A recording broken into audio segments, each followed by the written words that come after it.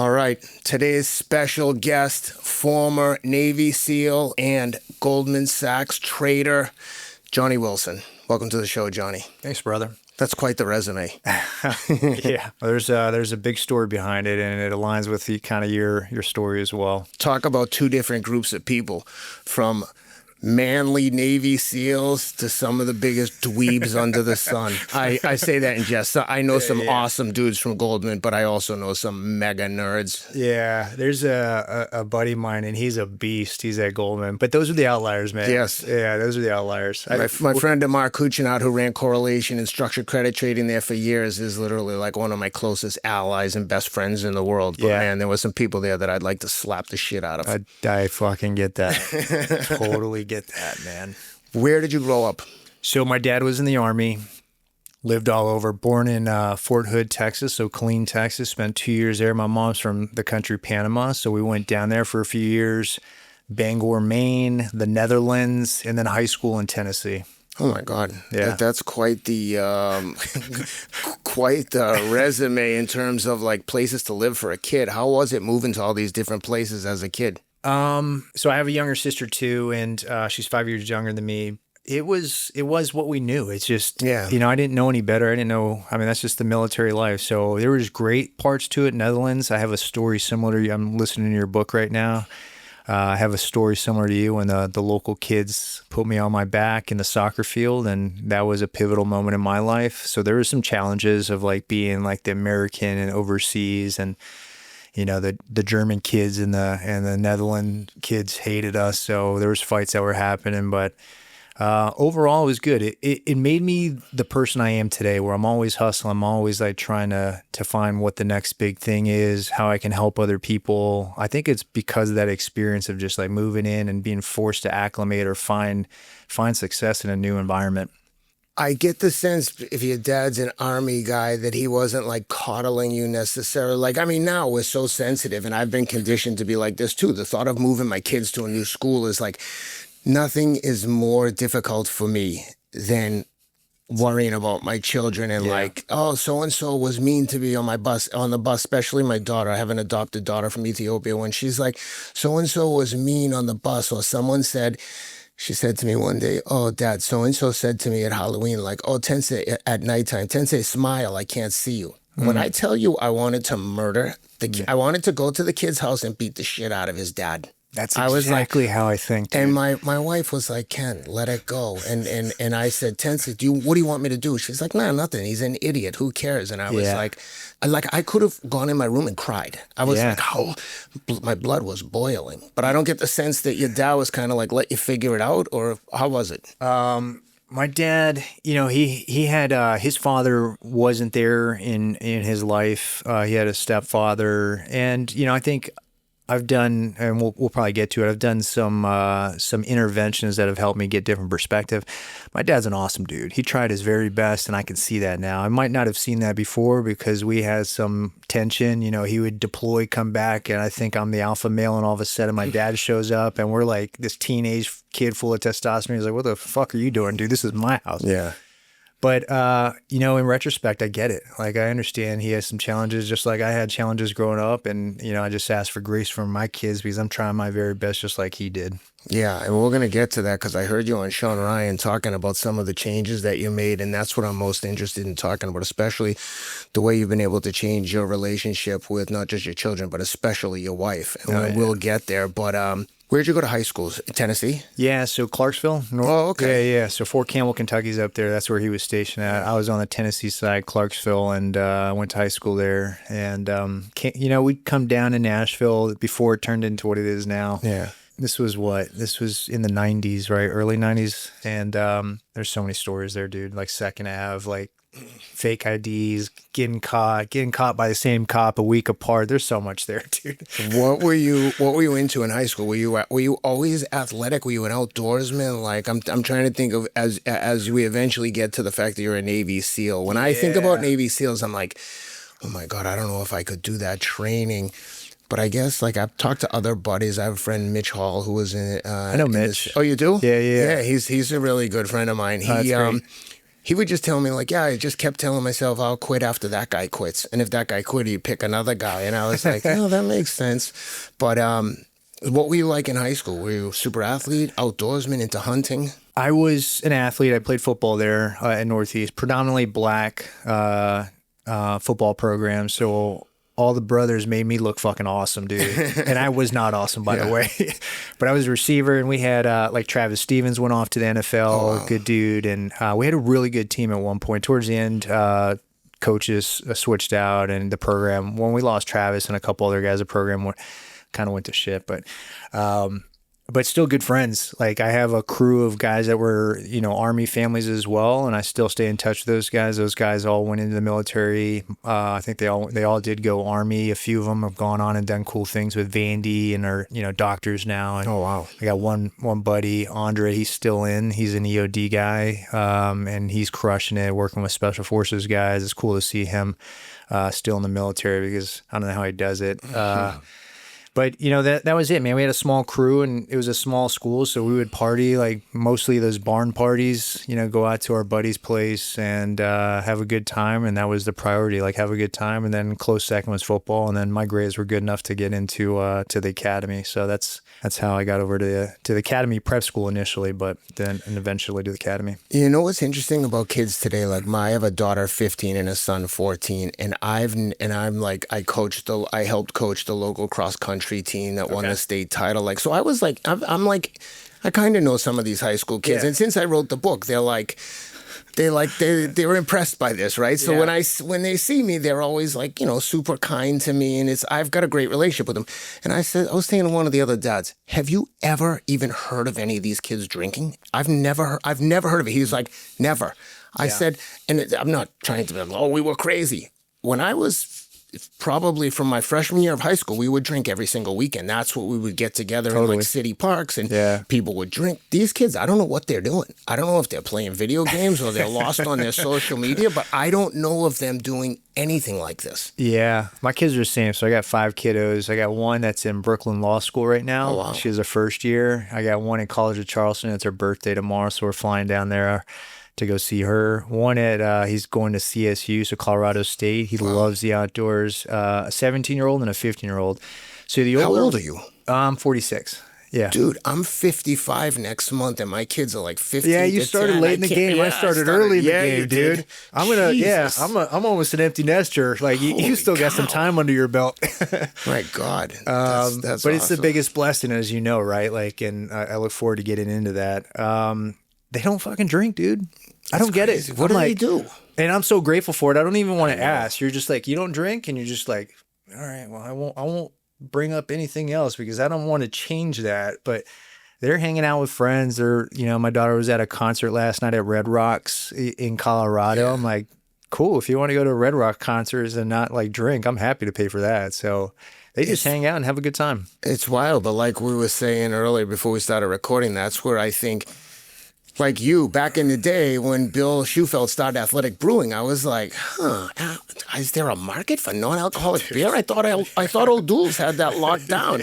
And he's built like probably a multi-billion-dollar brand. But everyone that I know that doesn't drink drinks Athletic Brewing. Yeah. And it's awesome. It's like if you like the taste of beer and you don't want to drink, Athletic Brewing satisfies, scratches that itch. Yeah. I mean, all the beer that we drank, there's just like this appetite for it, but I don't drink anymore. I haven't drank for a long time. And the non-alcoholic game is just off the charts. Yeah. I mean, I drink Stella non-alcoholic Stellas. We only drink Athletic Brewing on this show. That's it. Well, after this, I only drink Athletic. But here's the thing I shared with you. It was like there was an opportunity because I was living in Connecticut at the time when I was working in the city, and somebody brought that idea, and I was like, no fucking way, dude. Where my head went to was O'Doul's. Yeah. That thing ain't going to make it. If it tastes anything like O'Doul's, and they're great. Their Mexican lagers, my favorite. Yeah. Well, Bill Shufelt was a trader at Steve Cohen's fund at SAC. He was like a savage. Kidding. Oh, yeah. Drinking, going crazy, and stopped drinking, and was like, there's a market. Me? Yes. I did not know that. Oh, dude, he is the best. Bill Shufelt's a legend. Great friend was that .72. I don't care trader.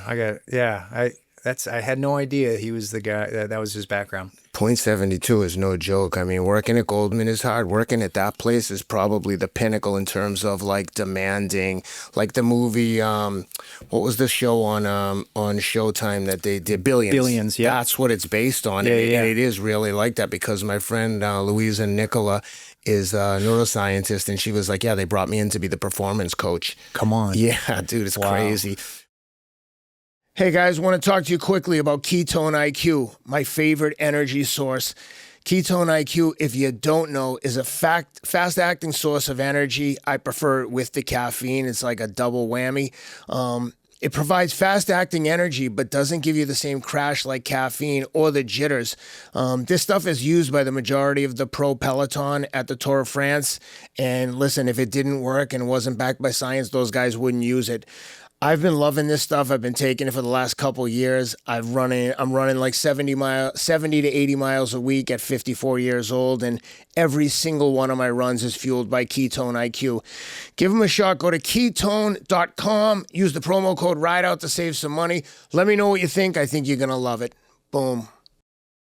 So coming out of high school, you apply to Naval Academy. And for people who don't know, if you don't get in right away, you get the opportunity to go to Naval Academy prep, like basically an extra freshman year. Yeah, my cousin did that. Yep. So and how'd you like it? It was in Newport, Rhode Island. I was single. They didn't card back then. So Thames Street, if anybody knows Rhode Island, that is just packed with bars. And we had the time of our life. In fact, so much so that you need a 2.0 to go on to the Naval Academy. It came down to my last final. I got a 2.1. Oh my God. How was Naval Academy versus Naval Academy prep? Like, what was the biggest change? Or do they really do a good job at NAPS to get you ready for the academy? You know, it was a culture shock getting into the academy after academy prep school, because I was just like, we were having the time of our life. Like, the first part of it was tough.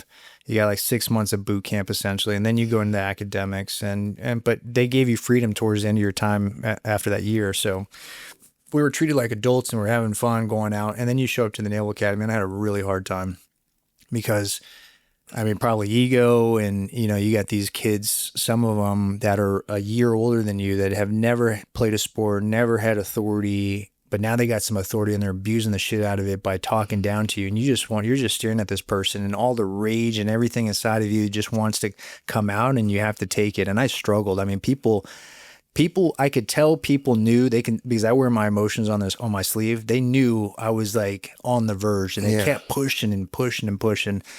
That first year was really hard for me. In fact, I mean, I ended up getting kicked out of the academy for a fake ID card. But you know, that's a different story.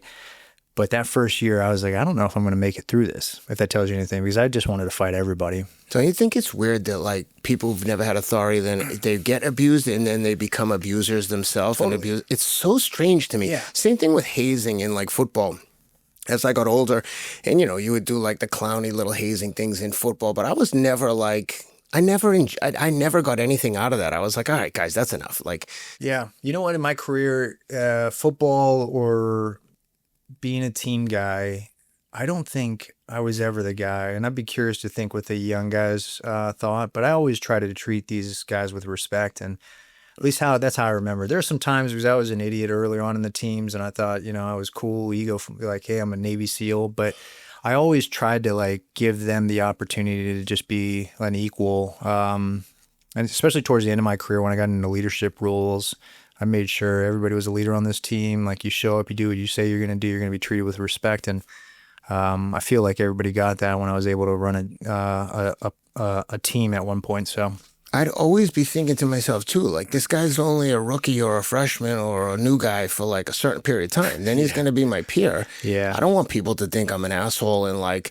the guy who you're going to battle with, and like you like did some shitty things to him when you were hazing him. Yeah, well, that's the thing, right? We're going to go to war with these guys, so why the fuck would you treat them like shit? 100%. You can test them to make sure that they're like, that you can trust them. Yeah. But bullying people and doing some of the stuff that I've like heard them talk about on Sean Ryan's podcast, I'm like, what the hell? Who would do this to someone who's going to be on their team? There's some gnarly stories that can never be repeated again. Oh my God, crazy. Again, like, you're just like, dude, why would you do that? Yeah. So when did you get kicked out of the academy? What year? That was like 2000. Like freshman, sophomore? That was sophomore year. Oh, so you got through the hardest year and then you get kicked out. Oh my God. What happened? Priorities were jacked up. Like I wanted to be a SEAL. So if we take a step back, my dad introduced me to a couple Army Special Forces guys. Like, this is what I want to do. And then when I was in high school, he flew me out to Kuwait, and these are pre-war. He was stationed in Kuwait for years. Like, you're coming out, send me a ticket. And I did not want to go. I had my first girlfriend. I was having the time of my life that summer. It's like, you're fucking going. So I ended up going out there, and after a couple of days of pouting, on like the third or fourth day, I see a bunch of men working out, like jacked guys with beards and guns and like in weights. I'm like, dude, Dad, what is that?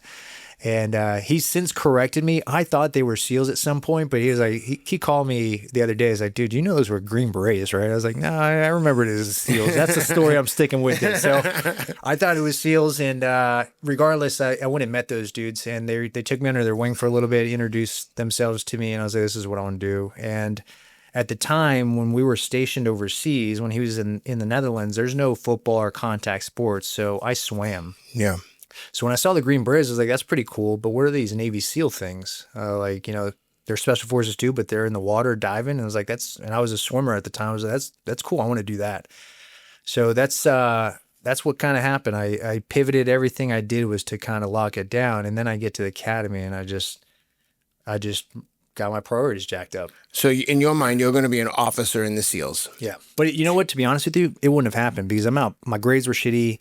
They only have a couple billets for each class. So my class would have got like 6 billets. And you got to have like straight A's, play sports, community service. And I'm out. So the academy guys coming out, everyone goes through the same training, officer Correct. or enlisted. That's right. And does if you're an officer coming from the academy and someone else is enlisted, do you have markings that say you're an officer? There is, but when you go to BUDS, everybody's treated the same. But can you tell if the guy next to you is an officer from the academy? Yeah, How? you can. Just word we of have mouth? helmets. Yeah. I don't know if you've seen the photos, but there's different colors. Like green, you're in first phase. Blue is second phase. But you have your rank on there. Oh, okay. So if you're below a petty officer, which is an enlisted rank, it's just completely like clean helmet with just your name stenciled on or stickered on it. If you're a petty officer, you get like the upside down V. Yeah. That's a third class, second class, third class. And then you got, if you're an officer, it has a stripe. Do the officers have a target on their back? Yeah, because to your point, you know you're going to war with these guys, so you're going to vet them. If you're an instructor, you're going to make sure these are the right guys, and that applies to the enlisted dudes as well. But especially officers. Hey, do I want this guy? Can I trust this guy to lead? Is he making the right decisions?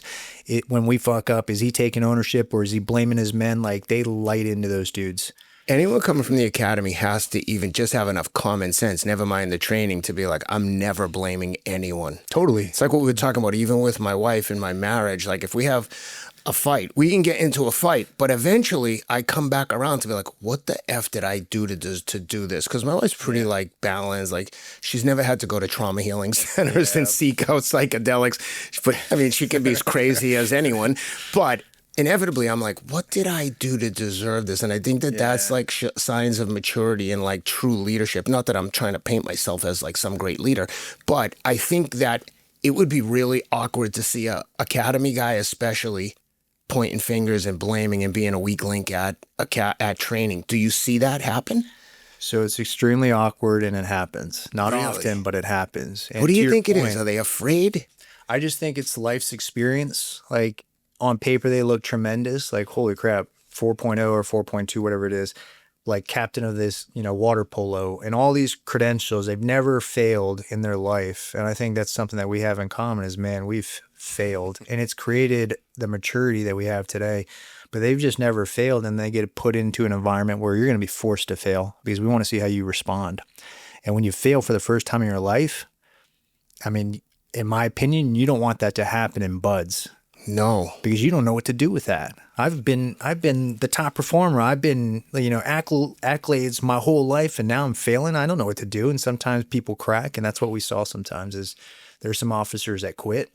Really? There's officers that like started blaming people, and then they would get lit up, and they would either get coached and taught how to like handle the situation and then receive it and then course correct, or they would fail. But it happened. I think that you have to go in there with that mentality. Like I heard Sean Ryan describe it this way, that he was like, I'm going to die before I quit. I'm not going to quit. So if they kick me out or if I die, cool, but I'm never quitting. So we had like 200 and something people show up to our Buds class. It was Buds class 252. And they line you up 200, and I don't know. I thought it was 217. I've heard somewhere between 200 and like 230, but let's call it 215. When it was all said and done, there was only 17 of us original out of that 215 that made it. And the Navy, it's really expensive to put a dude through the program. Like, it's millions of dollars. So they are trying to figure out what makes this dude tick and all these other guys that succeed. And they've done Gallup studies. They've had universities come down and put monitors on all these students. They're trying to figure out, like, hey, what's the common sauce? At the end of the day, like the last Gallup, or it was a Gallup study, 30-page paper. And I'm looking through this. I'm like, what's the common thread? Is it high school sports they played, their upbringing, where they, broken house, whatever it is? It's like the common theme is everybody has grit. I'm like, dude, how much did you pay for this study? I could have done this study. That doesn't answer the question. But what I believe, and you just hit on this, is the common theme is those dudes gave themselves one option. Yeah. It's every team guy you've talked to is like, you look out there in Coronado off the beach and you see that fucking big gray ship and you're like, that is not going to let that happen, man. Right. I am going to die before I quit. And if you give yourself one option, then it's going to happen. It might not look pretty. You don't know how you're going to get there. It might be overwhelming, but it's going to happen. If you give yourself a second option or an out, dude, we're humans. We're going to go the softer, easier route every time. And we saw it time and time again with dudes ringing out. It's so crazy. Well, before we get to the actual training, you get kicked out of the academy. Where do you go from there? So I went back to Tennessee and honestly, like, feeling sorry for myself. Like, I worked so hard to Did your dad want to wring your neck? We didn't talk for a long time. Yeah, he wanted it. He absolutely, and rightfully so, man. Like, I get it. That's the kind of thing that dad would be like, that this is with you for the rest of your life. Totally. Like, it sucks that kids are put in that position of having to grow up that quick, and that kind of mistake can haunt them forever if you let it. If you let it. And I let it for about 2 months, and I realized like, I can stay here and I don't know what I'm going to do. I couldn't even get into, like, no disrespect. I just came from the Naval Academy, but I couldn't even get into Austin P. Yeah. They didn't want any part. Nobody wanted any. The Navy didn't want any part of me. So this guy's like, he got kicked out of the academy. He's not our material. Even the Navy said no. And I was like, okay, I got to figure this out. Yeah. And my whole life I've been told, no, you can't do it. Or, hey, do you know how hard it is to be a SEAL? Or you know how hard it is to go to Goldman? Or you know how hard it is to get into Oxford? It's like, please tell me I can't do something. Yeah. Right? So when people started saying, I started thinking, maybe I'll just go enlisted. And the Navy said no. I was like, okay, it's time to like buckle up. And the Navy wouldn't let you enlist? No. So I started leaning into my network. I was like, hey, I messed up. Started talking to congressmen. I was like, I made a big mistake, but I know I can make this happen. I can absolutely serve this country. What do I need to do? And I just started talking to people, and I got a few people behind me, talked to some captains and admirals. And the next thing you know, I got the opportunity to enlist. And I worked my tail off, man. I was community college straight A's. I was working out like a madman, because when I was at the academy, I was drinking like a madman. But once I realized like I got to make this happen, didn't touch booze for a very long time, ran, swam, lifted. I mean, my life became, I'm going to make this dream happen.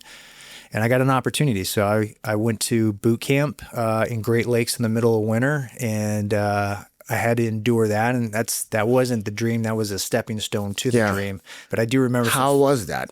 I got two vivid memories of that. One, we have this big peacoat because it's in the middle of winter. So I missed Christmas and New Year's and Thanksgiving. I was at boot camp then. And you had this big peacoat. And for the first time in my life, I had like my eyelids freeze over. Yeah. Because we're like marching everywhere to do, in boot camp. So I have that memory of that.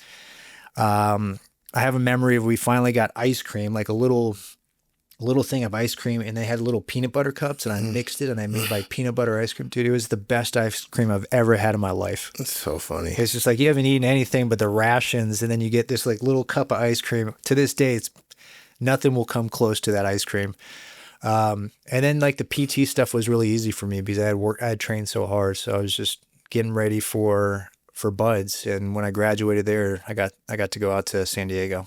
Yeah, it's funny when you're deprived of like the things, the like creature comforts, how much you like them. When I did the race across the Gobi Desert in Mongolia, when we finished, they had pizza there from like, a Mongolian pizzeria. I swear to God, I ate 2 pizzas. They had non-alcoholic beer. I probably drank 6 of them. I lost 12 pounds. I was like so hungry. I would eat. And as a matter of fact, during the race, someone dropped out and gave me a package of anchovies, freeze dried and zipped. Like I would never eat an anchovy. I like fish, but like anchovies just too much.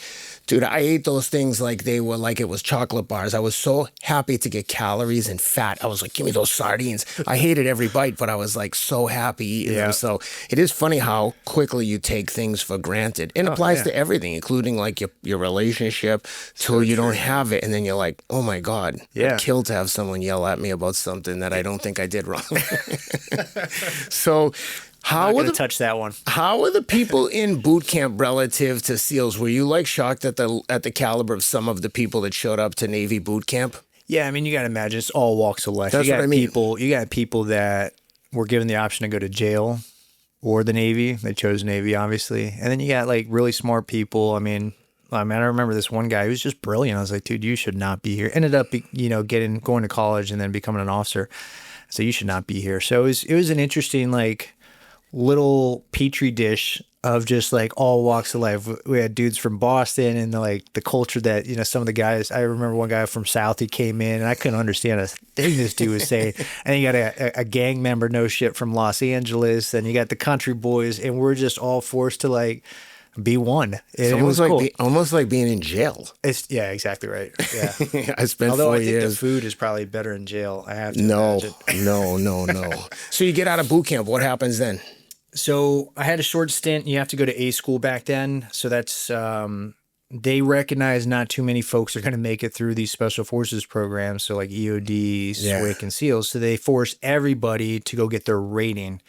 So a rating is like, okay, what are you going to be a specialist in? And I chose operations specialist, and that is a radar detector. So if I would have failed out of buds, I would have been sitting, we've seen all the movies, there's a little green dial. Yeah. That's what I would have been doing. I was like, hey man, there's something like eight clicks out. Oh man. I don't know what it is, but you it's really moving backed quick. yourself into a corner, painted yourself into a corner. And I picked it because of that. I was like, I want to put myself in a corner because that's where I know I get scrappy. And I think that's where I've always been able to kind of like figure it out. Were you nervous at all thinking like, I mean, I know you don't want to give yourself an option, but you're still like human. At the end of the day, were you like, oh my God, I don't know what to expect at SEALs. I mean, I have an idea, but were you like, when you hear those statistics about 215 guys, only 17 make it, you had to be like, listen, there's a lot of things can go wrong. What was your mindset going in? Or were you like, fuck this, I'm definitely doing this? Dude, I had a little bit of that attitude, like zero options. And there was one point later in buds where the thought crept into my mind, and I'll share that here in a second. But rolling into there, I was nervous. Like, I mean, I looked up and down the line. I'm like, I'm not the biggest dude. I'm not the strongest guy. I'm not the fastest guy. Those guys actually quit before anybody else. Like, you see some athletes, I'm like, oh, dude, that dude's going to make it. You see the Jack dude over there that's just crushing the O course, didn't make it. Like, came down to mental resilience, and you can't tell how resilient somebody is by looking at them. You can quickly figure it out, though, and we did in buds. So for majority of buds, no, I was just like, this is my job. Before you got to buds, though, I heard you tell a story about going out drinking with your buddy and then trying to swim across a river. And that's when I was like listening to the story, and I want you to tell it. But I was thinking like, oh, okay, I know this guy because I have friends like you. Like there's guys that drink and they get rowdy, and then there's guys that drink and like black out and do things where you're like, dude, are you insane? And you're like, what did I do? Yeah. And that sounds like the kind of drinker you were. Where you're doing things especially that make no that sense. Night, right? Like, man, there's a lot of stories like that. There's one where we were in Annapolis. We were already SEALs, and it was New Year's. I'll come back to that story in a second. I'm just thinking there's endless stories in here. Did you know that about yourself? Did you know like, oh, if I get too drunk, I'm like basically another person and I can't be controlled? I found out. Okay. I didn't know initially, right? Okay. And I think that's true for a lot of dudes. Man, and especially in that culture too, alpha males everywhere, and like you're running in your pack in these towns. Like you're going to Fort Chaffee, Arkansas, or you're going to Nevada, Reno, Nevada, and you're running a pack. It's like a sports team, man. I mean, you get it. You show up to a spot and everything's there for you, and everybody's looking at you because you look a little different, right? You're wearing flip flops. I mean, everybody's in good shape. Like, what is that? But like, if I would drink too much, I would throw up before I acted crazy. Oh, that's like great. that That's would a never blessing, happen. man. I know, but it would. That's why when I would see it, I'd be like, dude, are you with me here? Yeah. Like, what's going on? Who is in there controlling your body? Because you're acting crazy. Yeah. Now I wish I could have thrown up. I wish I would have found out sooner that I was a little wild back then. That store in Annapolis is like, in short, knocked a dude out, football player. I was bragging about being a football player, hijacked a newspaper truck. My buddy got slapped by his girlfriend at the time, who became his wife. I mean, it was just a wild night. Like, it was New Year's, and that was before like 10 p.m. Dude, we haven't even hit New Year's yet. The story that you're talking about is like, we show up to Bud's, and that same guy that got slapped, he's one of my best friends. We become swim buddies. So everybody lines up in Bud's, and it's height order, and the person next to you is your swim buddies. So you guys are a pair, you guys are a pair, and I just ended up being with this guy from Montana. And so we show up to Bud's. We're actually in A school together, and we're the only two dudes in the special programs that were actually kind of doing it, like better than the instructor there, who wasn't a SEAL. Like, yeah. We're like, dude, this guy's a joke, and everybody else here is a joke. So we hung At A out school. At A school. Okay. And we were old enough to drink, so we would drive to the local Navy bar for quarter beer night. And so we hit it off, man. We were good buddies and still are today. But we show up at A school. He shows up a week early. I show up the week later. Our birthdays are 2 days apart, May 16th, May 18th. And that just lines up with the start of Bud's, right? It was that weekend. So we're in great shape. We're super clean. And we're like, dude, it's our birthday, man. We've been to the compound over in San Diego and Coronado for a couple weeks now, because they got to wait until all 200 people show up. Yeah. And we were one of the earlier ones. So we've been there for a few weeks, and it's kind of light training. It's, but you're still doing something, mustering every morning, making sure nobody's screwing off. And then we got the 200. Hey, we're starting Bud's on, or Indoc on Monday. Take it easy this weekend. And I looked at him and was like, dude, it's our birthday weekend. Let's just go get one beer at the Padres game. And first off, the beers at any stadium are like, dude. So one beer became two, we're at the Irish pub at like 1:30 in the morning, closing that down. And it was me, him, and another guy all starting Monday morning. Yeah. The next morning, dude. Yeah. This is Sunday. Oh, okay. The next day. Yeah. This is the next day. So what transpires is my buddy stopped drinking, but he had a couple earlier in the night, and he had a truck that was just a 3-seater. Yeah. So it's him driving, me, and then my other buddy, Zaid.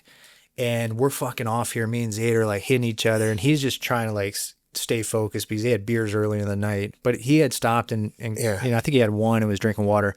And in Coronado, to get to Coronado Island, it's not quite an island, it's a peninsula. But regardless, when you come from San Diego, you got to take the big blue bridge is what we call it. It's a 4-mile bridge. And we're screwing around, and John is driving up the ramp, and he shifts focus to us and like tells us to stop, like, knock it off, dudes. What do you, like, I'm driving, man. We're going to crash. And then he turns back to look in front of him, and there's a guy, like, it felt like as far as you are from me, with his hands up like this in uniform, and there's flares, and it all like, I'm drunk. So it's all like starting to come to. I'm like, oh my God, that's a cop. There's flares. There's a blockade. And then the dude rips us out of the car. He's like, what the fuck are you guys doing?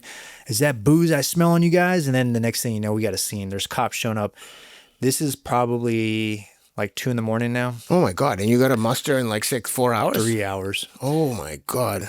So Zay and I get put, he's doing a field sobriety test. They take him away. He ended up not having out. They drew blood. He refused. They drew blood. No alcohol in his system. He's good to go, but that happens later. Yeah. He's gone. Me and this knucklehead in the back have some college, he's got a degree, and I got some college under my belt. So we're spouting out shit from like, hey, this is illegal. Like the cops, this cop's like, dude, just knock it off, man. Yeah. Just shut the fuck up, please. And we're just yapping. He's like, you know what? I'm gonna do one good for you guys. He drops us in the ghetto. He drives us off, and instead of taking us to the precinct, he just drops us in the ghetto, barrio. And I'm like, all right, well, that's kind of a blessing because I can see Coronado. It's like not that far away. What happened was there was unfortunately a suicide attempt, so they shut down the whole bridge. So they're dealing with that. I was like, well, let's figure this out, man.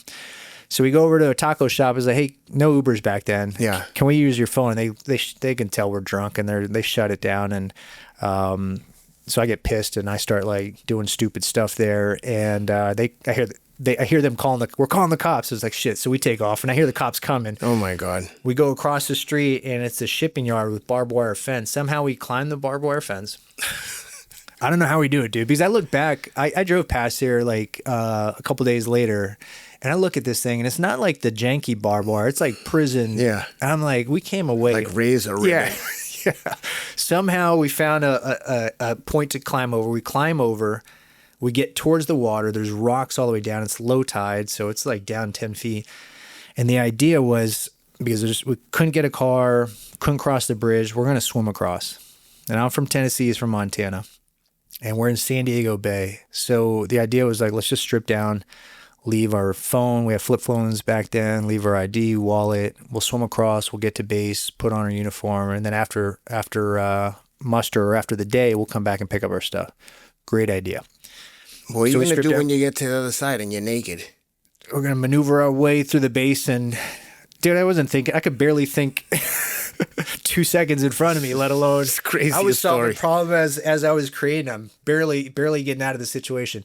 We start walking down, and there's all this seaweed on the thing, and I slip and go ass over tea kettle, and I'm down there at the bottom, like bleeding out all over, just completely like. Oh my God. And he runs up to me, and we look at each other, and he's like, dude, we can't swim across. I'm like, yeah, I know, man. These sharks will jack us up. I didn't realize like sharks don't swim in the bay, but that's where our heads went to, like country boy. And it sounds like a dream that you're having, and you like wake up and you're like, oh my God, thank God that wasn't true. Can you imagine how crazy that is? That's the craziest dream ever. Maybe I'm still in that dream. All right, so you go back up now, you're covered in blood. Covered in blood, and we're like, let's go grab our stuff. And that became a 30-minute evolution. We couldn't find our stuff. Dude, I don't know. And in my head, and there's cameras everywhere. In my head, I truly believe this. I don't know if it's true or not, but there were so many cameras. I guarantee like whoever the security guy was just like, hey, Mikey, get over here. Look at these two dumbasses. And they're just watching us the whole time, like on their feeds. What are they doing, man? And we're like walking around trying to be secret. Naked. So we finally find our stuff. We step out on the road, and there's a Hugo. You remember those? Yeah. Hugo rolls up, and we just stop this thing. And I feel so bad about it now. Like, I was such an idiot back then. To everybody that I treated poorly, I am truly sorry. I really am, man. I'm a changed person. I was an idiot back then. But we basically hijacked these guys, a bunch of Mexican workers going to work. They got their hard hats on. There's like, there's no room in for you. And my buddy's like 220. I'm like 190 at the time. And we forced ourselves in there with like 4 other dudes in the back, like sitting on people's laps. And like, these guys are idiots. They just take us to the bridge, man. Just drop us to the bridge. So they drive a mile, drop us to the bridge. There's 2 sides to the bridge with like little quay walls in between. Yeah. So for traffic, and we proceed to, because the suicide thing is still unfortunately happening, we're watching it. I was like, let's just low crawl right past these guys. Well, dude, Ken, there's cameras on the bridge. So we're low crawling past the situation. All of a sudden, Dukes of Hazzard style, these cars come over the top, flashlight, shotguns. Let me see your hands. I go to run off the bridge because I'm like, I'm going to be a Navy SEAL. I'm just going to hop in the water. And I go to jump, and the hand of God like literally grabs me. And I realize I'm not over water yet. I'm still over land. I would have fucking been a dunner. And that was hand of God was my buddy. Oh my God. He's there's been twice that he saved my life, and I truly believe that was one of them. Jesus. Pulled me up. We get hands up. I see the flashlight in my eyes, and it slowly comes down, and the cop proceeds to say, "Are you fucking kidding me? How did you two get back here so fast?" And it was the same cop. God. And he's like, "What are you guys trying to get back to?" He's like, "We start buds tomorrow." I was like, "Oh, you guys are fucking done. Hop in the car. I'll drop you off." And he took us to the base. I can't believe the guy was like, he was a Marine. Oh, he was okay. Like, yeah, he was a prior Marine. He was like, dude, you guys are fucked. Like, all right, so he drops you off. Then what do you do? So can you just walk in? Like, how does it work? No, you got to show your ID, but we're hammered and I'm bleeding and we're terrified. If we're going to walk through we're going to cause a scene. So like, what would anybody do? Let's just hop the fence to the military installation. And obviously people saw that, called it in, and now there's this big search happening. Like somebody called in, there's intruders, and meanwhile we go in there and we get like a quick power nap, like 45 minutes, wash up, put our uniform on. And I mean, literally patrols are happening trying to find the intruders. Or like, what the Don't say anything, dude. And we get to formation, and what happened was John was not there because he was arrested, and we're down a man. And the instructors are like, listen, nobody's going out by themselves. Where is he at? And finally, Zayd and I look at each other and it's like, somebody knows, get over here and tell us what happened. And we finally step out of line. We go in there, and the rest was not pretty. Like, they smelled booze. We got extra beatings for like a whole extra 2 months. So we'd have to show up an hour early, do buds, get beat afterwards an hour. I mean, it was relentless. I can't believe they let you stay. Yeah, they were like, you guys are done. And I truly thought that too. And they're like, I mean, that's where he pointed. He's like, you see that ship? You're going to be on there before the end of the week. So imagine that. Like, again, I work so hard to be here and I fuck it up. I almost lose the opportunity, but God willing, like, steps in and gives me the opportunity. But in the back of my head, I'm being told every single day, it's only another day and you're out. Like, I don't know why I just kept going forward. I was like, maybe there's a chance. When you're at the academy, like, you're on track to be like, I'm going to be a rear admiral in the Navy SEAL. Like, I'm going to do everything. It's going to be great. And now you're like, well, no, you can't even enlist in the Navy. You can't even swab the deck. And then you're like, okay, finally I made it to buds. And then you get kicked out the day before it starts. Like, it's miraculous that you've got, like, continued to get through these things. I believe in God, and I think he's got a bigger purpose, and part of what we're doing now with helping with veteran suicides and we're going to get into all that. I think that, like, he was like, you got to go through this stuff. And I truly believe that. So I think I was my doing, trials and tribulations, but it's made me the person, the father, the husband, the human I am today. Hey guys, want to tell you quickly about Row Nutrition's NAD+, one of the greatest energy sources I've ever tried. NAD+, if you don't know, is the energy source for mitochondria. Mitochondria has been called the fuel cells of the body, so their function is critically important, and without NAD+, nothing happens. Prior to discovering Row Nutrition's liposomal NAD+, I only knew of NAD+ to be delivered via injection, and honestly, that's a bit of a pain in the neck and cost prohibitive. Row Nutrition has taken the stress out of the delivery system and made it cost effective. This stuff is awesome. I've been taking it for over a year. I'm running about 70 to 80 miles a week at 54 years old. And NAD Plus keeps me going. I take it every single day, first thing in the morning. Highly recommend it. Go to rownutrition.com. Use the promo code Rideout to save some money. Again, rownutrition.com. Use the promo code Rideout. Boom. All right, so what was buds like? I mean, you hear people talk about it all the time. Obviously, Sean Ryan interviews a bunch of SEALs and special forces, special operations guys. What was your interpretation? Like, how hard did you think it actually was? Like, when I think about it, I think, man, getting in the cold water, rolling in the sand, even the sand, okay, I can handle that. Getting in the cold water every effing day. Like, I have a hard time. You know what it's like when you jump in the pool, when you're on the pool deck and you're like, oh, I don't want to jump in here. And you just like, F it. And you jump in and you're like, I usually jump in and sprint like 20 strokes just to get my like heart going because it's so cold. So I can't imagine getting in the cold like ocean on days when you're just like, man, I can barely keep my eyes open. It's exactly what you just said. You would get to a spot where like, damn, fuck it, here we go. And it was almost every evolution was that thought process, like this is going to blow, this sucks. Fuck it, here we go. And I mean, that was my whole experience. It was just like, man, I know this is going to be freezing. Those waves look really big. It's extra cold today. Where's the sun? I mean, without the sun, it is just miserably cold. The wind's high. Wait, we're running how far? Wait, we're swimming twice as much. The running, I think, would be like a break. Like, oh, at least we're just running. They can't bother us. We're not runners, and we're kind of, well, there were some runners. But you're also not running fast. You're running on the beach, though. Yeah. So that sucks. I mean, you can find hard pack, but you've done soft sand runs. Totally, dude. I ran across the Gobi Desert. Yeah. That sucked. Dude, that just tears the, like, you get tendonitis. I mean, all the stuff that happens down there. And the pace would get faster. You finally like, okay, I made it. I'm doing good. And they're like, great, now shave a minute off your time. I'm like, what? And then you got to shave a minute off your time. And it's like, all right, like a month of that. Great job, guys. Shave another minute. So at the end, it like felt like it was an all out sprint always. Yeah. Plus you're depleted in nutrition. I mean, we ate good, but You've had an evolution earlier. You're running around with boats. You're doing like sprints back and forth to the ocean. And oh, by the way, you got a timed run later today, 4 miles, like after doing 5 hours of calisthenics. So it's not like you just show up after like, you know, like a week of training, like, okay, I'm good, rest, recover. I'm going to go bang this out and crush it. It's like, I'm already depleted today. I don't know how I'm going to do this. Well, dude, that was one of my motivations when I did the Gobi March in Mongolia.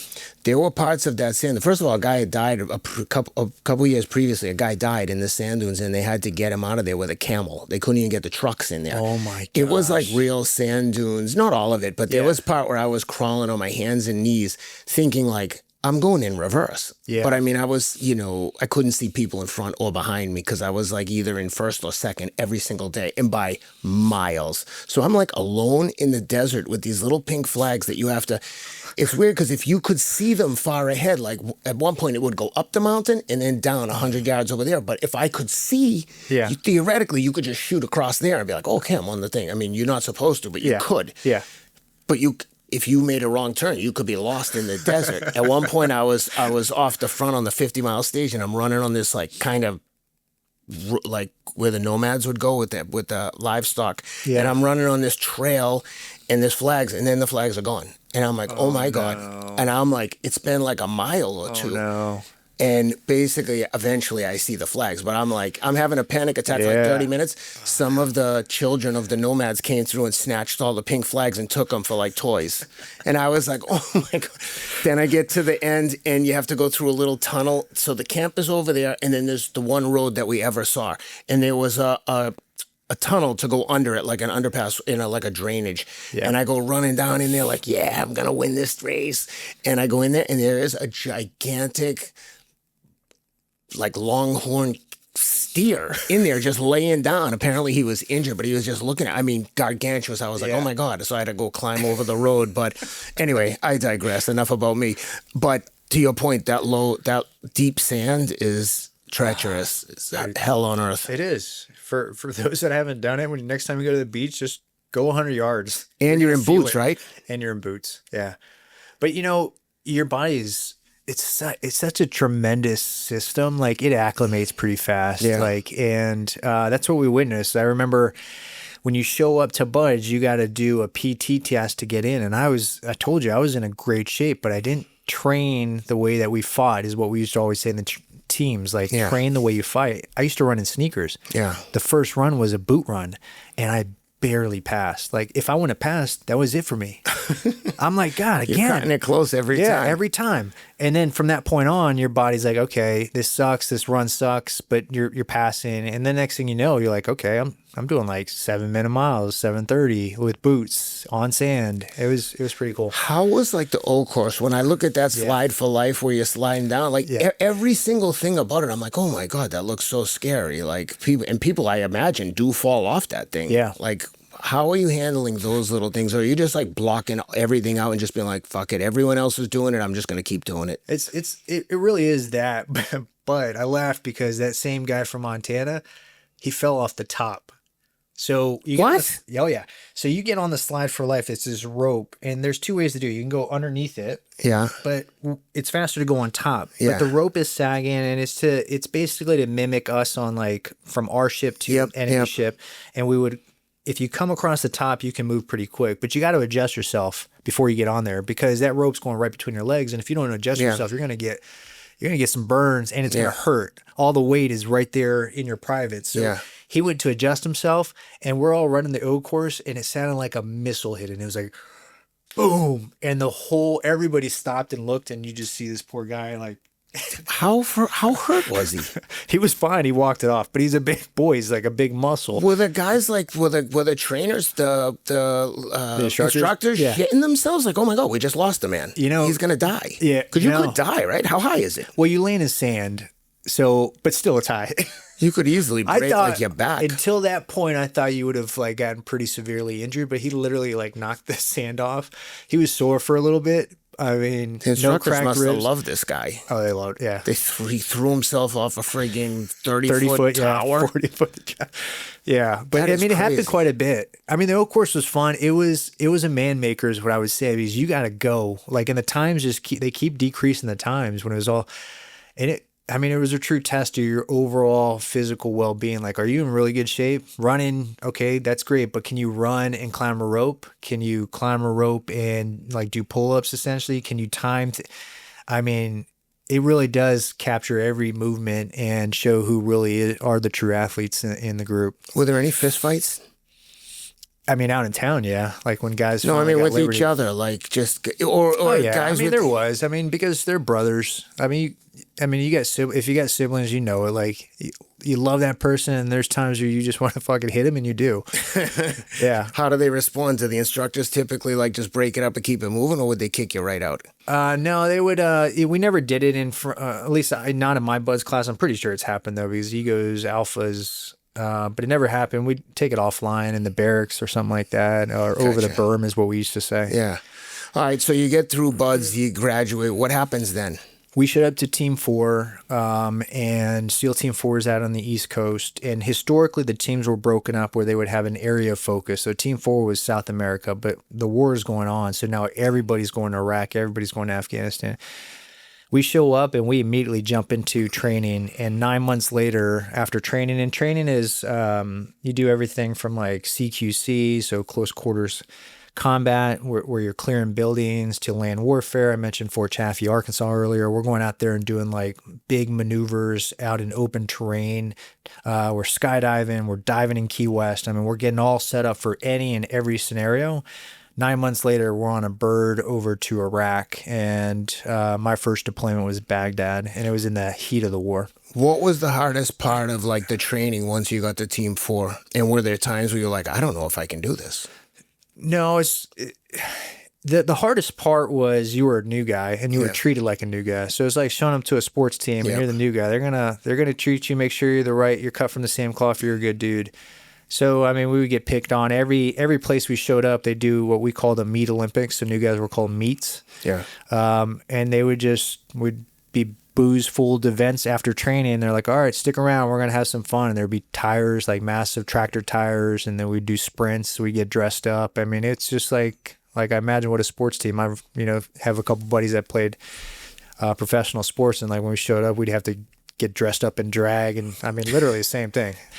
That was challenging. That towards the end, they realized, okay, these guys are gonna be a part of this team. It's time to shift focus and get ready for war. So, and that's what happened. We kind of brought into the tribe, if you will, and then the next thing you know, we're heading out. Do they have like some official ceremony to be like, all right, you guys made it through training, you made it through the hazing, like welcome to the team, like enough with the bullshit?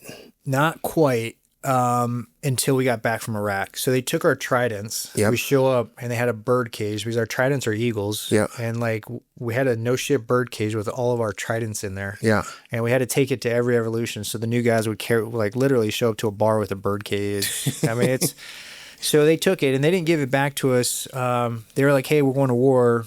You guys are part of the tribe now, but they still didn't give us our birds until we came back from that deployment. And then afterwards was the ceremony. So when you go into Iraq, were you apprehensive or were you just completely gung-ho, like this is what I signed up for, let's go get some guys? Yeah, again, I think about, you and I were talking a little bit about this. All our life experiences have made us a more mature human man. Back then, I was just like naive and just like, let's get after it. This is what I trained my whole life for.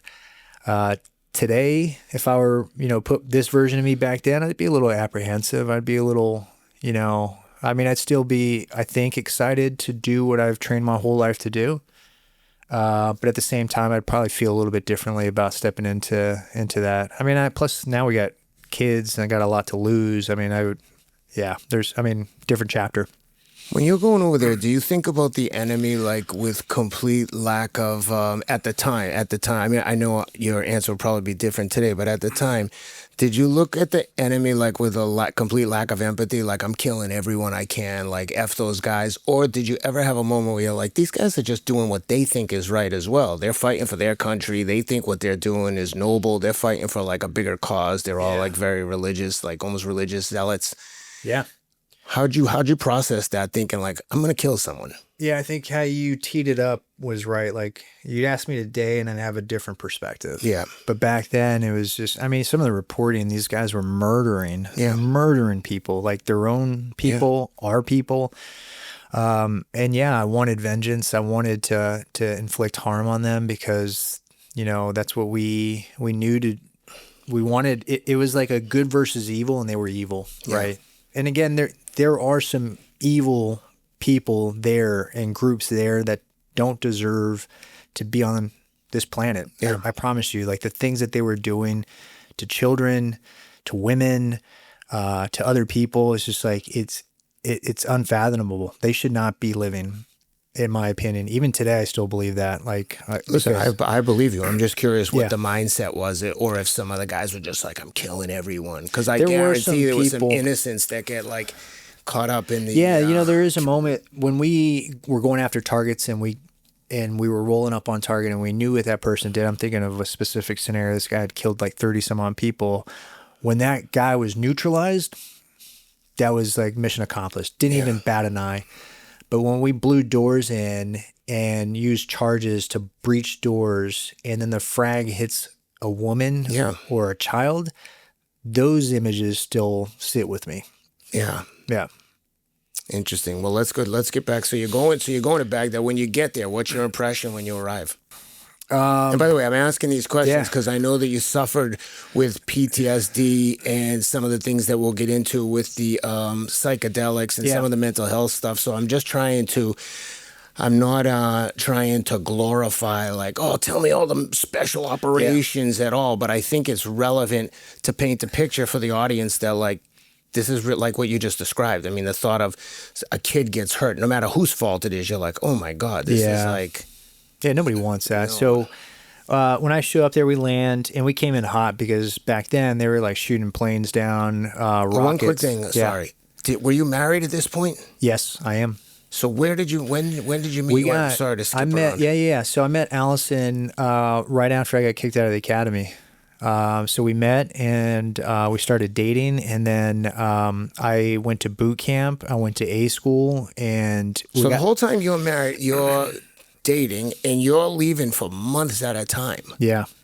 And it's so interesting to me, like, what girl would want to be in that relationship? Like, yeah, my husband will be back for a couple weeks, then he's gone again for a few months. It's an interesting tribe we're a part of, man. It is, the women come together and they support each other. I mean, it is one big family. We call ourselves, you know, the family. And those women, when the guys deploy, they come together and they support each other. They help each other with activities, the children and stuff like that. I think that's the only way you get through it. Yeah. Because, I mean, plus, like, think about...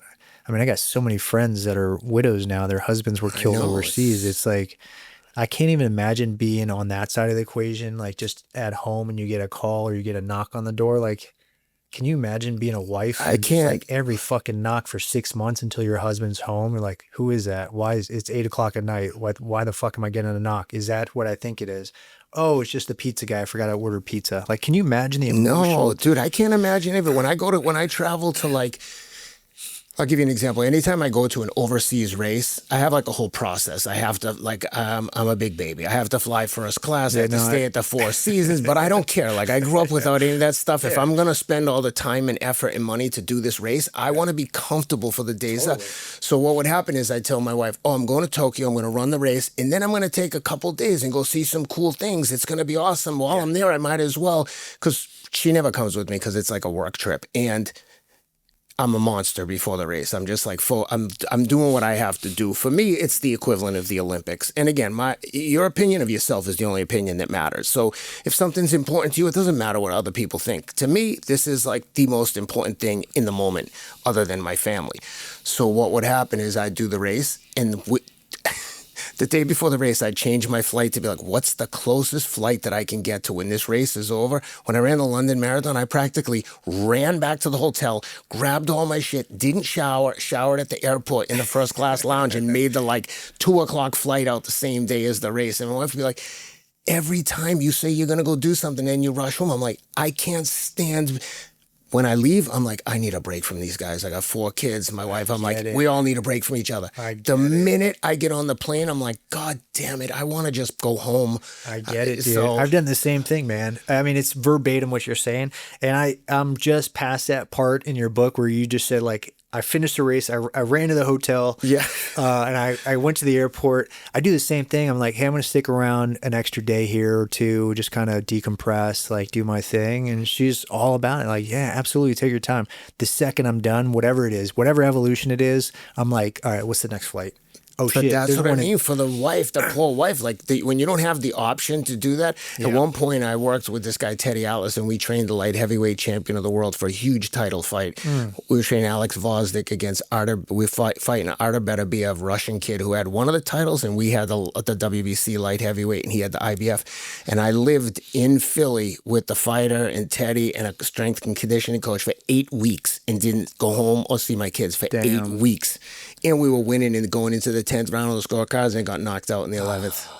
The 11th? Dude. And had we won, I likely would have gotten a copy of each of the belts in my office. Like, oh, dude, it was devastating. Yeah. And for the kid, he's like, they thought he had a brain bleed. He was in the hospital a couple of days. It was catastrophic. But the point is, I was away. That was the only time I've been away from my family for an extended period. And it was 8 straight weeks. And when I came home, it was like I didn't even know them. Yeah. So when I think about, that's what I was getting at with the spouses in the military. It's like you're gone for months and you're doing something incredibly dangerous. Yeah. And that, a couple things to call out there too is they got their routines, man. You've been gone for 6 months. You come back in and you're trying to be the, kind of the male or the husband and the father. And it's just like, listen, this is how we do shit now.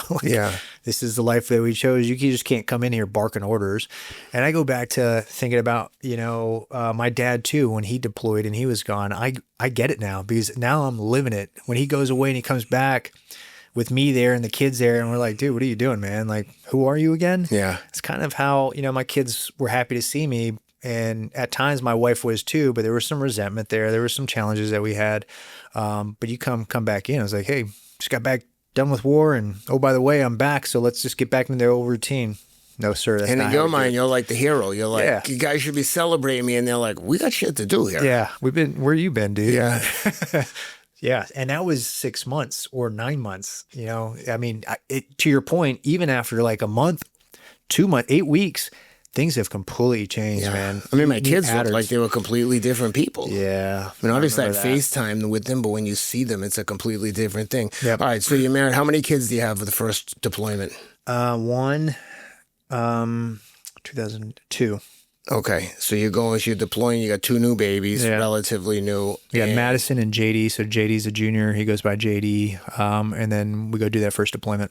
All right, so you get there, and what's your impression? You roll into Iraq, you're like, holy shit, I'm here, I'm in theater, it's on. We come in hot. Normally when planes, and we've probably been on some planes like where they fucking land hard. Yeah. That was one of the hardest landings, and it had to. We're up high, out of kind of missile range or rocket range, and all of a sudden this plane just drops. So I'm like, and we're all sitting in the back like, what is going on? Because nobody told us they were about to do this. Really? Yeah. And we come in and this thing just like last second, nose up, boom, lands because we didn't want to get a shot out of the air. So that's open the doors. Next thing you know, we're on a military compound. It's like the movies. I mean, there's movements happening. There's pallets everywhere. There's lights like beaming. I'm like, where are we? And you hear like in the background, pop, pop, pop, pop, pop, pop, pop, just like gunfire. I'm like, okay, we're in it. We go to our compound, get all set up. There's already a SEAL team there. We do turnover with them. So you usually kind of understand what the process is, walk us through this, and then we do a turnover operation. How long does that take for them to get you up to speed on what they're working on? It'd be a week or two. Okay. Yeah, probably 2 weeks normally. But it must be crowded in there, right? If there's a team for one, if it's a one team place and there's 2 teams there. Yeah, but you got to think the logistics there. They recognize this is the way we've done war. There's manuals on this. So like the new team comes in, put them in the overflow tent, and then we're all on bunks. They're in their rooms, and then they leave, and then we start taking over. The chews is what they were called, which is just trailers. So like it'd be a normal single wide, but they split it into thirds. So everybody had their own little like 2-person spot. But we showed up and then we did a turnover op. Nothing happened on that turnover op, but I will tell you historically, like I've lost a lot of friends on those turnover missions. And I don't know what it is about those, but we've had helicopters be shot down. We had, on that deployment, we lost a SEAL, wasn't on the mission I was on, but we were on the same team. We were working in another part of the country, and it was the last mission. We were going home, mission success. And unfortunately, Clarkey got killed, and then one of our chiefs was in the room, and I mean, his name is Mike Day. He's legendary. Oh yeah. Mike Day was shot multiple, like 20 plus times, zippered up, and the door closed, barricaded shooters. They're shooting out towards the rest of the SEAL team. They do a head count outside. And again, this is another platoon, and they realize they're down a man. And Mike is been shot up, just laying in the middle of the floor. They took his rifle, and all these enemy are like outside the windows shooting the SEAL teams. And Mike comes to after being shot 20 some odd times. Where is he? He's inside the enemy's house. So the enemy is they're assuming he's dead. They're assuming he's dead. And they take his gun. They take his rifle. And so they're just like, okay, that guy's dead, and they're all fighting. Is he all fighting right behind him on the floor? He's on the floor, like presumed dead. Yep. He comes to, still has his pistols, kills everybody.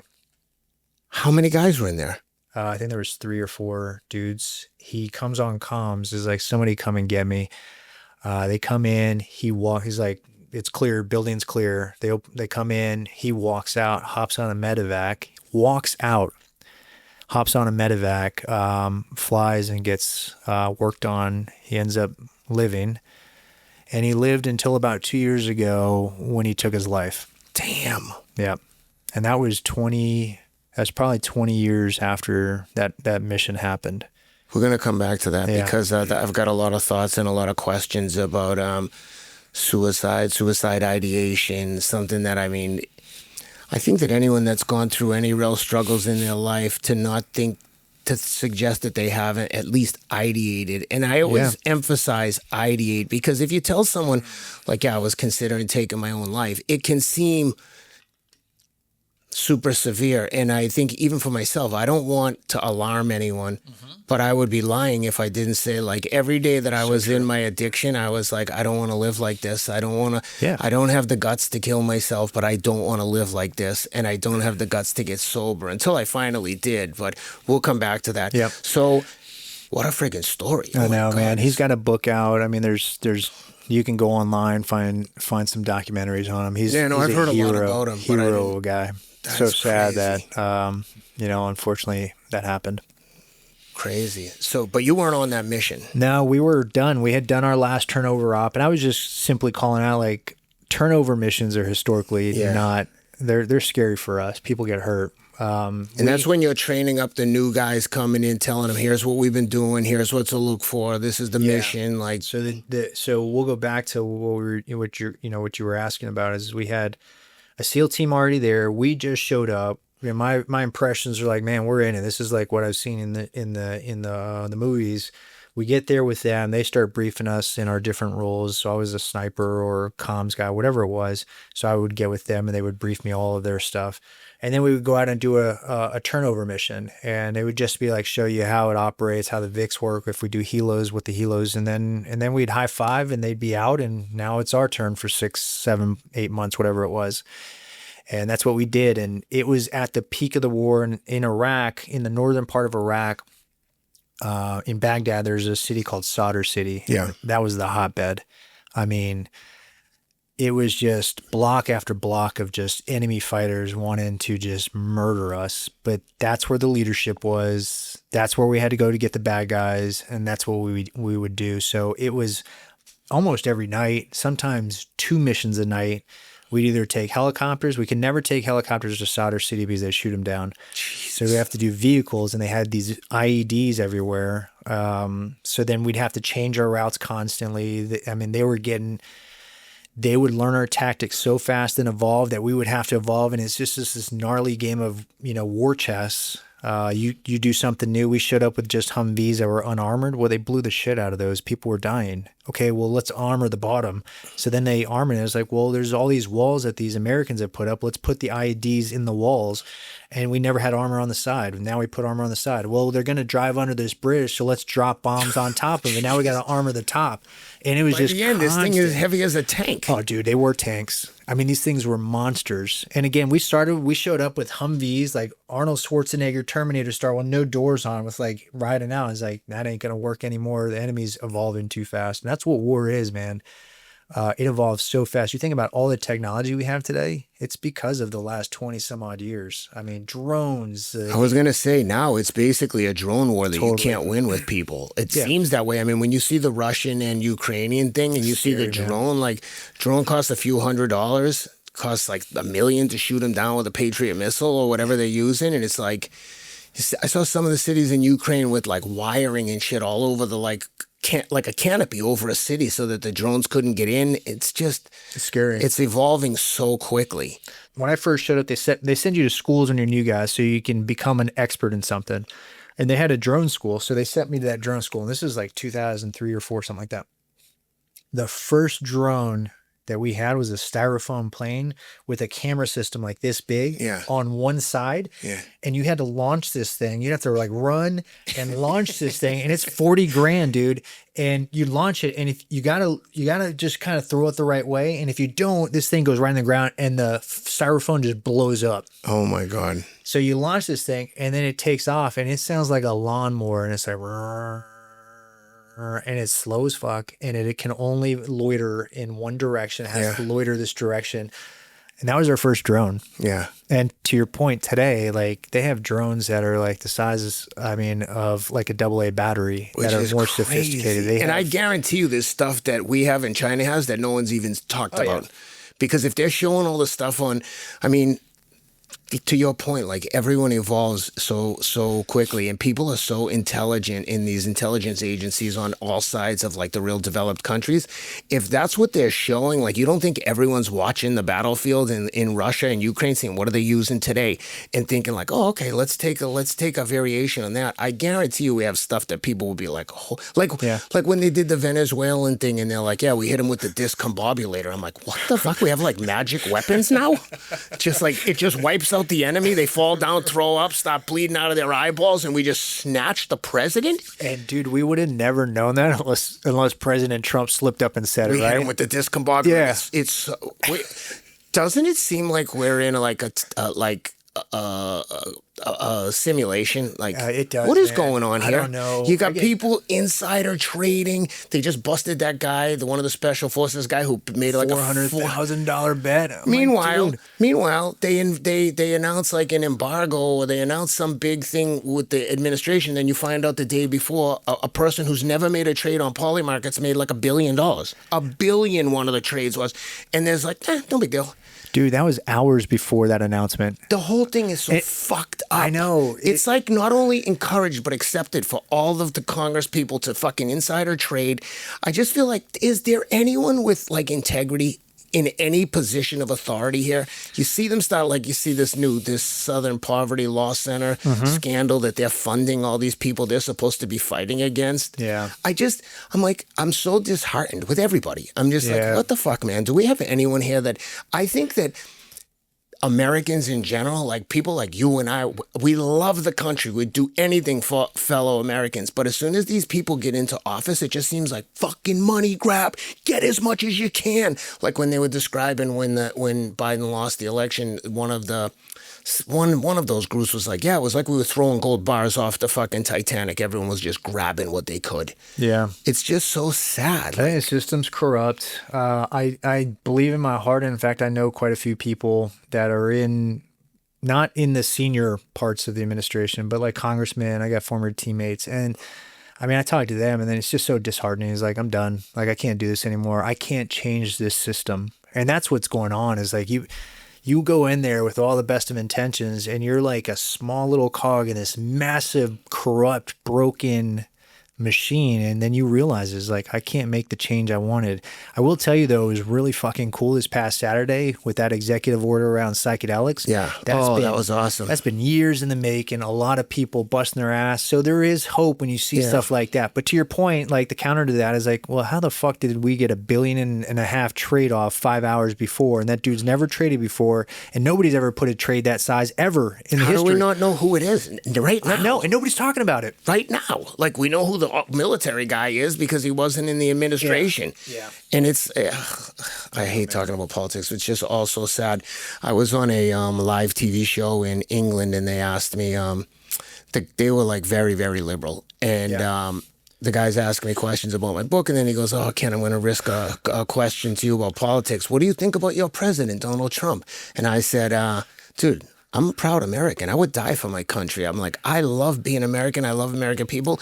And I don't care who's in office, whether it's Biden, Obama, Bush, or Trump. I support the president. And I don't agree with everything, but I don't disagree with anything either. So I love being American. The last thing I'm going to do is talk shit about my own president. Yeah, totally. And they were like, the guy was like, he didn't know whether to shit or go blind. He was like, next. I wanted to say, you think I'm Gavin Newsom? I'm going to come over here and shit on my own president on foreign TV? Get out of here. I told you, I mentioned earlier, you asked a question about if we go fight, like if we ever fought when we were in Buds or in the SEAL teams. And we used to always say, go over the berm and handle this like men, right? Yeah. And that's how you do this. I think a leadership lesson I learned is like you praise in public, you reprimand in private. You got an issue with somebody, you take it to them, and the berm is a sand berm. And we would say, go over the fucking berm and figure it out and come back because we got work to do. Yeah. No way in hell you'll ever catch me saying anything negative about somebody on a podcast. No, of course. I'll go right to that person. I'll share my piece with them, and then we'll be good. Yeah, no, I'm with you. Yeah. All right, so you're over there, you get to Iraq. Was there any mission that stood out with the first time where you were like, holy shit, like this could go badly quickly? Well, there was one where, there was just so many different missions, and it's, What's one that you were like scared to death where you were like, holy shit, we almost got killed? There is a couple. One of the first ones, like we did helo infill, and I was one of the first people that was going to make entry in the target building, and we are met with like incoming fire, and it's the first time we've been fired at. I mean, not quite true because in training you sit in a bunker and they shoot rounds so you can hear that snap, so you understand like, hey, that bullet's really close to you. And we get off the helo, and I'm like. And it's just everywhere, like snaps over our head. And holy crap. And I go dive behind a little, like tiny little berm, probably 6 inches, but I have my whole body behind that thing. Yeah. There ain't a bullet going to hit me. I mean, I literally got behind this little mound. It was a mountain for me.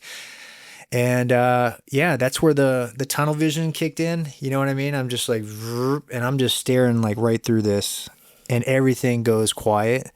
And I don't know what to do. I'm like a brand new guy. I'm just sitting there training. Everything's out of my head. I was like, and my buddy taps me on the shoulder and he's like, hey man, we got to go. And I was like, oh shit. And then it all came back. The visors opened up, but it was really interesting. That was the first time. And one of the last times where it just like, I just got tunnel vision. I didn't know what to, I was just a brand new dude, never been shot at. This is real. This is happening. I'm like, holy crap. And then, it took simply like the calmness of another dude that's been doing this for a long time. He's deployed numerous times. He's like, hey man, let's go. I mean, it wasn't like, hey, what the fuck are you doing, dumbass? It was one of the coolest leadership moments I've ever seen. Like, you talk about calm under pressure. This dude, gun dangling between his legs, just tapped me on the shoulder. Like, you got to get to the door, buddy. Let's go. By the way, I forgot to ask, did you go into Buds as an officer? Enlisted. Oh, enlisted. Yeah. Oh, okay. Yep. So you go in enlisted. Okay, so you're enlisted, you get there, and there's just all of a sudden you're being shot at and you realize how very real this is. Yep. When you guys would come back from a mission, would you all sit around and be like, holy shit, that was crazy, dude, I almost got shot? Or was it just kind of like more serious? It is. We are, in my opinion, we're so good at what we did because of the systems and professionalism that was in place. So there was times when we played, and when we played. But then when it was time to work, we worked. And we would come back from a mission, and it didn't matter if somebody got hurt. It didn't matter if somebody got killed. It didn't matter what happened, how long you were out. We always debriefed. We always did our after action. It was true professionalism. And it got to a point where we would take rank off, and it was like, you got to allow as a leader, everybody to share their truth and not reprimand them. If you made a mistake, and oh, by the way, we all make mistakes. Every single one of you, made a lot, I've made a lot. Own those mistakes. Don't point fingers. Don't say it was somebody else's fault. Like, what happened? Explain what happened, and then let's fix it. If it really was a mistake. But what we saw is what was happening was our TTP, our tactics were evolving. So even though we trained to do something a certain way, like survival intuition kicked in and people were doing the same thing over and over again, we were doing a different tactic. So it wasn't a mistake. It was like survival. So it's like, hey, what's going on there? It keeps happening. Let's test this. Maybe we start doing it this way. And that's what happened. And that's how our tactics evolved. But to answer your question, we would get back and we would go grab food. We'd go right back to our debrief room with all of our gear on, by the way, because we wanted it when it was fresh. And we would debrief. Just the same way we briefed what we were about to do, we debrief what just happened. And so how long was that first deployment? That one was 6 months. Jesus, that's a long time to be in a friggin' war zone. Yeah. I mean, then there's tons of stories there and, maybe for another time. But I think about like some of the silly things that we did when we weren't working. We'd go out in town. I know that sounds kind of crazy. But in Baghdad? Yeah, there's a green zone area, so it's not quite on the base. We called it town. It's not really town. It's still protected. But they would sell booze there. Yeah. So that me and, a buddy would take the up-armored Suburban and we'd fill the back of that whole Suburban with like, they had Guinness and like Blue Label. We get cases of Blue Label. I mean, we packed to the gills. I'm talking about, there was, even between us on the center console, we stacked this thing up. And then we come driving back onto base with all of that booze for the team. I mean, we had some fun. And it was just dudes. There were no women there, right? No, there was no. I mean, not on our compound. Right. I mean, there was women that were supported in different parts of the base. So we were on something called BIOP, which was a massive compound, and there was tons of units. So our unit was segregated, and there was no women. Gotcha.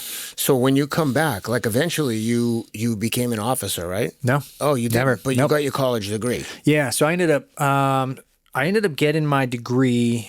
So it was just something, kind of similar to some of the points of your stories. Like, I'm not, like, I started this is something I want. This is meaningful to me. So then you just put it in your focus and you're going to go get it. Yeah. So I actually did it on my next deployment. I only had a couple credits I had to do. So I did an online program initially through Maryland, and I would get back from missions. We'd debrief. I'd grab some food, and it'd be like 3 a.m. And I was like, I gotta get this assignment banged out. And I would do, no shit. Like, this was during the deployment? These are during the deployments, man. Did the professor know that you were fighting in the war? Yeah. There was a lot of dudes. I mean, not a lot. There was guys that were in similar situations. We were all like, there was a small group of us like, hey, let's go get our degrees. And some of those guys wanted to go off and be officers. In fact, I wanted to be at one point. And then we made the decision after, I think my third deployment, my wife and I now had 5 kids. And we're like, we've been to a lot of funerals, memorials. We got 5 kids. Maybe we decide to shift focus, and that's what we decided to do. So I ended up not pursuing the officer route, but ended up going to, as you know, Goldman. After we'll get to it because that to me is the craziest of them all. So you've got to. So where did you end up getting a degree from? All right, so I went to a couple things. I went to Maryland, got a degree there, and then I ended up going to Oxford as well. So I got an MBA from Oxford. Oh, really? Yeah. For like online?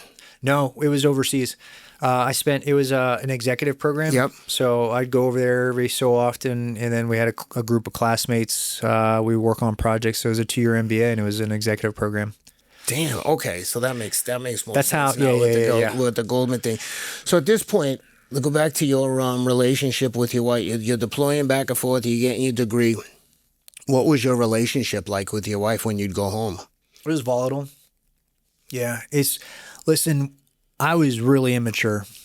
And I had past traumas, like, and again, not pointing fingers, like it's just, I had a good upbringing. I think there was opportunity for it to have been better. But again, I'm not pointing fingers or passing judgment because I've made mistakes too. I also think, Allison, my wife, she's had some challenges in her upbringing, divorced family, and we brought all of our shit into this relationship. And during this chaotic period of our marriage, we never really had time to get to know one another. We just buds, baby, deployment, baby, deployment, baby, deployment, baby, gone 6 months, training 9 months. I didn't know who she was. Yeah. And a lot's happened since we first got married, right? Like, and again, that's when we kind of knew each other, but not really. We were still young and moving quick. So we'd have some great moments because we were a family, like awesome moments, and we had some volatile moments. And part of that was because of my immaturity and, you know, the culture that I was a part of, drink heavy. And I was not, as, you know, some of the stories that I've shared, I wasn't thinking clearly when I was in that mindset and doing stupid stuff. So, you know, to be honest with you, I didn't deserve her, and she should have left a long time ago, if I'm being honest with you. And we're so fucking good now. Like, funny you say that, because I think the same thing at times about my own wife. Yeah. It saddens me to say it, but I feel like at times I've behaved badly, and she was like the tougher one holding it together, even though, like I've heard you describe, like we probably hated each other at different times. But the truth was, she was the one who was holding it all together when I was like, couldn't do it myself. And that's what I came to realize when I went to that period of time at on-site workshops, is like, holy shit, like, thank God that she's like got more strength of character than I do. Because if she had said I'm leaving, I would have been like, fine with me. Yeah. Like, which I would definitely didn't want, but I probably would have, just out of pride and ego. Totally. And she stuck it out. So now I feel like it's constant work for me to like try and improve. And it's like, you know, but I will say, I tell her sometimes, I'm like, listen, you have your dream job. You're doing everything you want. You want to be a wife, a mom. And I'm not making excuses. I'm just saying, this is facts. I'm like, I have to go out and like take all those fucking slings and arrows and like deal with stuff and pay the taxes, deal with the landscaper, do all this stuff. But that's the life that we both wanted. So I'm not complaining, but I will say, I'm exposed to all these other stress. This is what I tell myself. And I'm like, but I understand from your perspective, like that doesn't justify me being a jerk or being short-tempered, but it is just what it is. Like, but it was just not a good situation, and it still could be better, but on-site certainly helped. And I will get into it, but I've smoked DMT. That I thought that was really helpful, but I didn't integrate it the way I should have. I didn't have any follow-up care. I was just like expecting it to be like a magic cure, and it revealed some really cool things to me, but I didn't take advantage of it the way I should have. On-site was the only thing that really worked. But we're going to talk about the Ibogaine, because one of the things that I found most interesting about your story, at least what I know of it, is the fact that the relationship was so fractured and now has been like so properly repaired and seems to be in like the best place ever. And when I heard that, I told my wife, I'm so jealous. Like, I want that. And I was telling her this, and my wife is exactly like your wife, and was like, I've heard this before. Like, you're going to do this, you're going to do that. And I was like, no, listen, I'm not telling you to try to convince you of something. I'm doing it anyway. So it's not like I need, you know, she would never tell me you can't do anything, but I'm just telling you, like, I'm still trying. There's things I can do. And she's basically like, yeah, I'll believe it when I see it. So anyway, you're going through, you get your degree, you guys are having issues, you decide you're going to leave. How the hell did you get a job at Goldman Sachs? So there was a guy there, a SEAL. So I didn't know how skills translated. I didn't know, like, dude, I'm a sniper, I'm a team leader. Like, how the fuck does that? I don't even know what I could do outside of the military. But there was a team guy that was trading derivatives there, I believe. Joe Femenia. I don't know if you know that name. I don't know him. And he'd been there for a while. And actually, he was there, I think, prior to the war. Or maybe right at the beginning of the war, he might have deployed. But regardless, you know, when we talked, he was like, yeah, you know, there's some similarities. And there kind of are, in a sense, but not quite. So what he said was like, yeah, there's some similarities between the high risk of what we used to do. And so I bought off on that, and I went out there and, you know, had degrees and got an opportunity on the equity trading team to trade there. And I had to go through the interview process, and I just didn't know if I was going to get a shot, because I'm 30 something at the time now, and usually they're hiring. It's amazing to me that you got a job at Goldman. I think it was right time, right place. I think God has a hand in everything. And it was one of the hardest and most challenging times of my life. It fucked me up. Yeah. Because I went from like being a part of this crew, this tribe, the brother. So we always say purpose. I had purpose, clear purpose. I was aligned with that mission and what we were doing at the time. I had passion in what I did. I loved what I did, man. Jumping out of planes, like shooting guns. Like, this is what man wouldn't love that. And then you have this team that would take a bullet for you. And, you know, I have friends that are no longer here that absolutely did do that, right? So And then you go to corporate America. And it's not just Goldman. It's majority of corporate America. But I get there and I'm like and you wrote, I'm going to actually read it because this resonated. I wrote it down. The only constant was I didn't fit in anywhere. I did not, this was in your book. Yeah. I didn't fit in. I don't fit in anywhere still to this day. I walk around, I feel like I'm a fish out of water everywhere I go. Don't you take kind of pride in that too? Sometimes I'm like, my ego gets in charge and I'm like, yeah, I don't belong here. Fuck this. I'm like, I'm my own unique person. I'll figure anything out. I'm a chameleon. Well, it goes through, I don't know if this is true for you, but it goes through, I get there.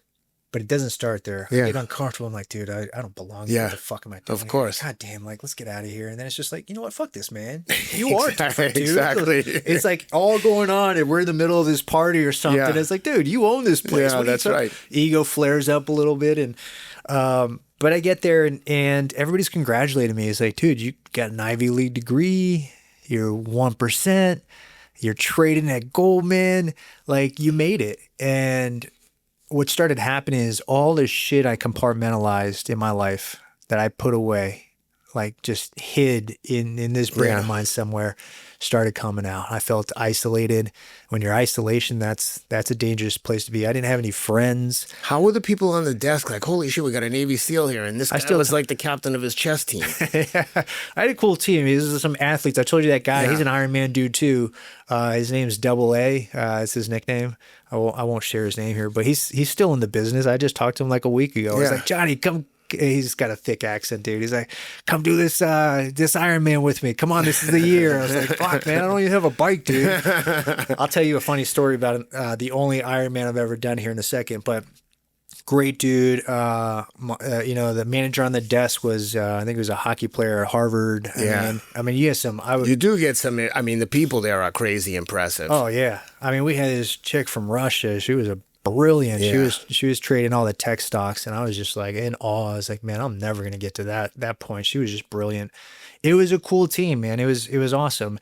I sat there and I felt like completely lost. To be honest, were you understanding what you were trying to do? Like, was it very clear to you? Yeah. Well, no, and that was one challenge because in the military, you're told what to do with clear instructions. Yeah. Like, you do this, and this is how you do it. You get there, and they're just like, and I'm like, what the fuck? Somebody tell me something to do. Yeah. And I was like, fucking pick up the phone, idiot. Yeah. I mean, at first it was like, this dude's a Navy SEAL, like, and I appreciate it. Finally, like, the day they were just like, hey, dumbass.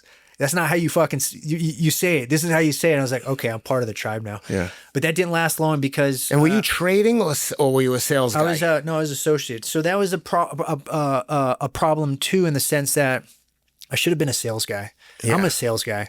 I didn't know that. Those traders are very, very intelligent, intellectual, almost on the spectrum. Dude, I can't sit still. You see me. I've touched this bottle 25 times, man. So imagine me staring at Bloomberg, like, and I'm like, okay, it's 9:32.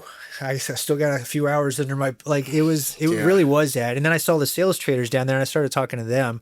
I was like, tell me about what you guys do. It's like, well, we trade, but we're still out. I mean, we're out there more, meeting with clients. So it's like, this feels like, and I was kind of figuring it out.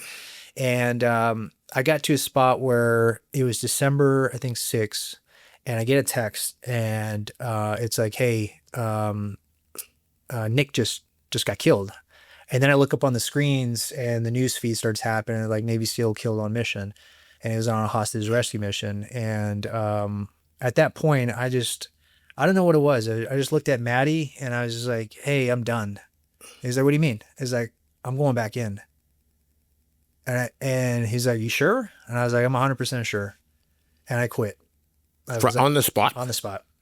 I fucking walked away. What'd the boss say? He's just like, dude, I get it. He's just like, man, I got fucking buddies still over there. Yeah. And he's like, all right. And that was it.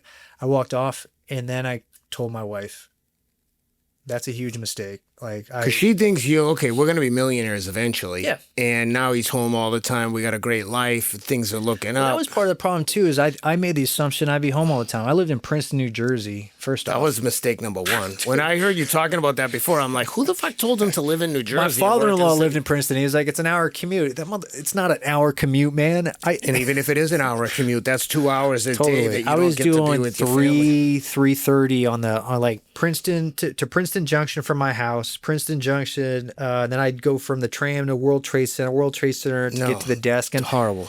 It was miserable. And then plus you got dinners afterwards, so you're taking clients out, and then I get home. There was a point towards the end of my tenure there that I had a buddy that I started this foundation with to help SEALs transition called the SEAL Future Foundation. But we co-founded it, and he was a trader. He was at Deutsche, I believe, and then he went to Jeffries. He's like, just stay with me, man. So instead of going home at like midnight, getting there at like, taking a car and getting there at like 1:30 or 1:20 in the morning, waking up 2 hours later, he had a tiny little spot like in his spot, and I would like roll up in there, and I lived there for like a month and a half towards the end of my time there. It was nuts. But I made the assumption it was like I'd be home all the time. I got out to be home with my family. I was gone more on Wall Street than I was in the teams. So you go back in. I go back in. And now you have a degree. Did you think about going back as an officer? Well, there's a couple of things there. So one is at some point your time as an officer, you're going to stop operating. Yeah.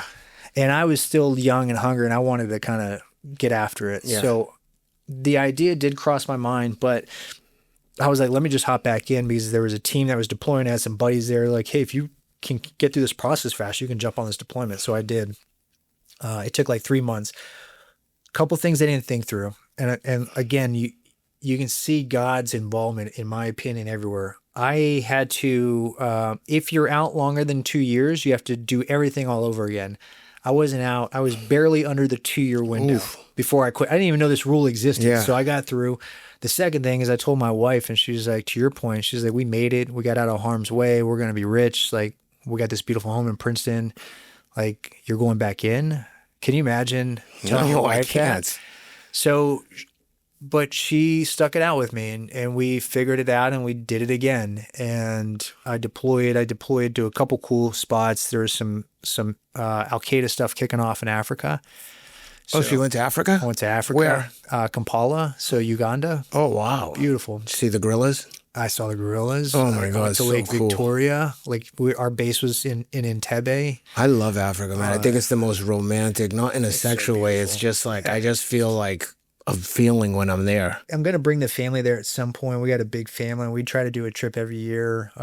Calendars didn't line, and they're getting older, but I am going to take my family. Yeah, it's one of the most magical places I've been. And I was only in a small part of it. We fly in and out of like Kenya, but I never spent quality time there. Yeah. But we spent time in Uganda, and I loved it. Yeah. All right. So you go there, you back in. How long are you in before you get out again? I do 4 years again. So all in all, it was 15 total years. And your wife, when you go back in for the next 4 years, is she angry? She was initially, and then it was just like kind of like, this is what we're doing. She stuck with me, and we figured it out, and it was the same routine. It was what I was comfortable with, if I'm being honest with you. I look back and never any regrets. Like, everything had to happen to get me to where I'm at today. The goods and the bads, the things that crushed me and hurt me, the things I failed at, the stupid decision I made, but all the good stuff too. And there are times when I was like, man, I could have just stuck it out on Wall Street. I didn't have to react. I look back at that, and I think I did that because it was comfortable. It's what I know, and I was good at it. And I was early stage on Wall Street, and I didn't get my feet under me, and I was like, I could have stuck it out, but I didn't. I chose an easier path. So there is some parts of me that think that. And then there's, the other part of it is like, I missed what I was doing. I missed the brotherhood. Yeah. So but that's the culmination of all those emotions, feelings, experiences, what led me down to go back in. But we did 4 years. I did some South America stuff as well. Oh, that's cool. Drug warfare, and that's been kicking off again. And plus all of Al-Qaeda and some of the other stuff are funneling stuff, not just drugs, but they're funneling enemy into the U.S. potentially through the southern border. So we went down there, Colombia.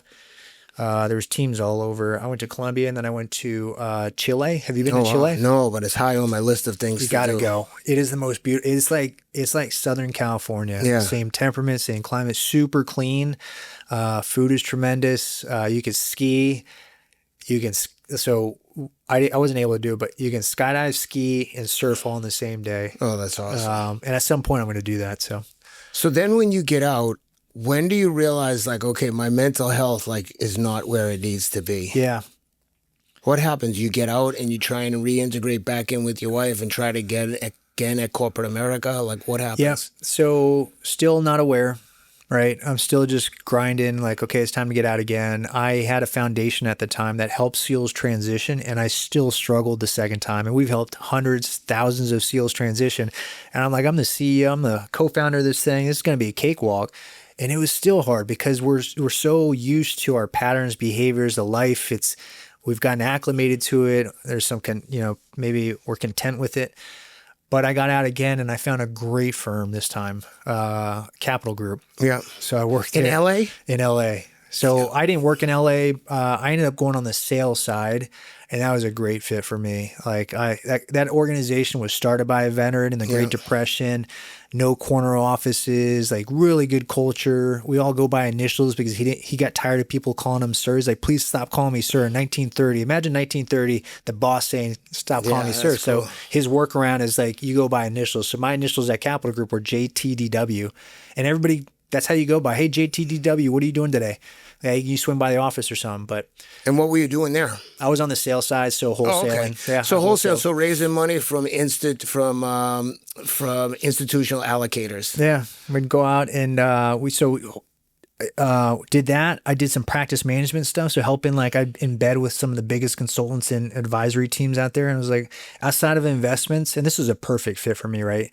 Outside of investments, what are your biggest challenges? It's like, we're fucking succession planning. I'm retiring. I don't know what to do here. Yeah. We'd come in and embed. We're straight consultants, and that's where I operate. Like, embed me behind enemy lines. Like, let me figure out what the hell's going on here, and I'll put some systems and SOPs. And so, were you living in LA? No, we went back to the East Coast, so Connecticut at the time. Okay.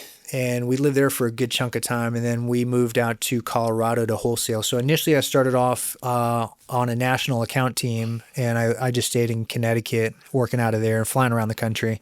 And then I went out to Colorado and I wholesaled all like the Wyoming, Montana, so the wealthy, So were you calling on high net worth individuals or institutions? Institutions. So like endowments, pensions, foundations? We had a team working on that, and I would be a part of that. I worked mostly with like the Morgan Stanleys and some of the banks. You work with wholesaling to like the investment banks. Correct. It was fun, man. Yeah. It was a better fit for me besides, I need to be out and about. And how was the money? Were you making a lot more money than you thought you could make? 100%. Yeah. It's such a blessing, and I'm so grateful. The opportunities just created the wealth. Like, I didn't come from money. My dad shared a story that he sold plasma to put food on the table. And I remember being tight. My first paycheck in the Navy was like, in 1 month was like $400 or something like that. Right. And I had 2 kids at the time. Yeah. Dude. So to see what you can do when you work your ass off and you find a great organization that realizes the talent, and we're blessed. And do you still work there? No. So I just think about, like, I was just at dinner last night with some friends, and I was just telling them my daughters have horses. They ride horses. Like, none of these things we could have afforded. And my buddy's like, do you like horses? And I was like, as much as I bitch about them, because it is a rich man's game, and I am not rich. The good thing about them is it distracts your daughters away from the boys. One of my daughters rides at college at Charleston. My other daughter is going to ride somewhere in college.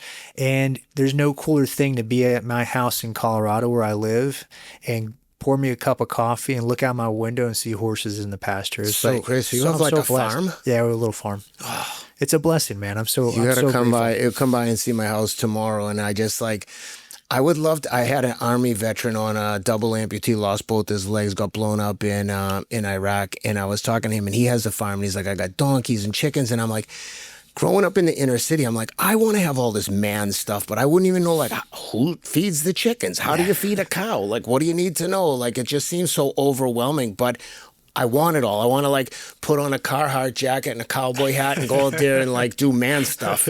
And then I'm like, I don't know, I can't hang a picture. My wife would tease me. I can consult for you on that. Right. I know how to do that. It was the same thing. I was like, I don't know how to do this, but that's actually how I met Allison. It's her hobby. Oh, okay. So she would ride horses. She knows. So she at the house, she can be like, here's what we got to do. And I wanted to win her over, so I would go watch her ride, and then they're like, hey, you give us a hand. So I was literally trying to impress her. I would for the first time in my life, I'm shoveling horse shit and I'm riding tractors while she's riding just to try to impress her. Even that, riding a tractor. Like, I want to ride a tractor. How do you drive a tractor? Is it like a stick shift? Today we now have pigs. They're just like, they're awesome. They're cool. They're like little, I forgot what they're called. I can't remember Pigs. what kind of. Yeah, exactly. They're all kind of similar, but they're pets. And then we have horses. We have chickens and ducks, so we get fresh eggs and brother fresh eggs. I know, dude. I could eat just eggs all the time. I could eat a dozen eggs a day, no problem. So good. Do you were you a hunter growing up? Do you hunt now? I hunt now, but not growing up. So when I got to the Naval Academy, I had a roommate there, and his name was Bubba Frank Durham, Bubba Durham, and he and I got into it. He was a big hunter, so he taught me how to do it. So I bought a bow and arrow, and it was cool. He just kind of showed me the ropes, and I got into it. I fell in love with it, and I do it now as something that when I'm in Colorado, I try to pass that down to the kids, and we'll take one elk. We'll try to take one elk a year and then just fill the freezer up, and it's just great lean meat. It's super tasty. It's cool to like have that experience with, your kids. So that's what we do. And then we fly fish too. So I've, just about I saw a video about you fly fishing. My middle son, I don't know where he gets it. He loves outdoor stuff. He wants to go. We have a little pond near our house. He has a fishing rod. I don't know anything. Yeah. He just figured it all out on YouTube, so and he goes down and fishes. He's 12 and he's been fishing since he's 8. He just goes down there by himself. So I'll go down there with him sometimes. I'll catch a fish. It's so embarrassing. I'll be like, buddy, I got one. Get it off the hook. And he's like, Dad, you just grab it like this. I'm like, yeah, go ahead. Show me how to do it. Show me one more time. But my friend, there's a country singer, lives near here, Walker Hayes. He's very famous. He's a big bow hunter. I got to introduce you to him. He's like, you kind of look like him too. But I did Cam Haines' podcast, and he gave me a bow and suited it up, showed me how to shoot it and everything. Come home, get a target, go out in my backyard in this like gated golf course, and one shot, two shots, the third one takes off, and I'm like, oh my God, if that hits someone, they're dead. And that was the last day I shot my arrows in the backyard. Because someone was like, the guy I bought my house from who played for the Titans is a big black guy from Mississippi who's really into hunting. And I'm telling him, he's like, dude, you shot a bow and arrow in the backyard of that house. And I'm like, yeah. And he goes, what? He goes, dude, don't do that. He's like, it's like shooting a gun back there. Yeah. I had a similar story. I went back to my folks' house in Clarksville. My parents are divorced, so my mom's house now at the time. And I'm out there just like slinging arrows.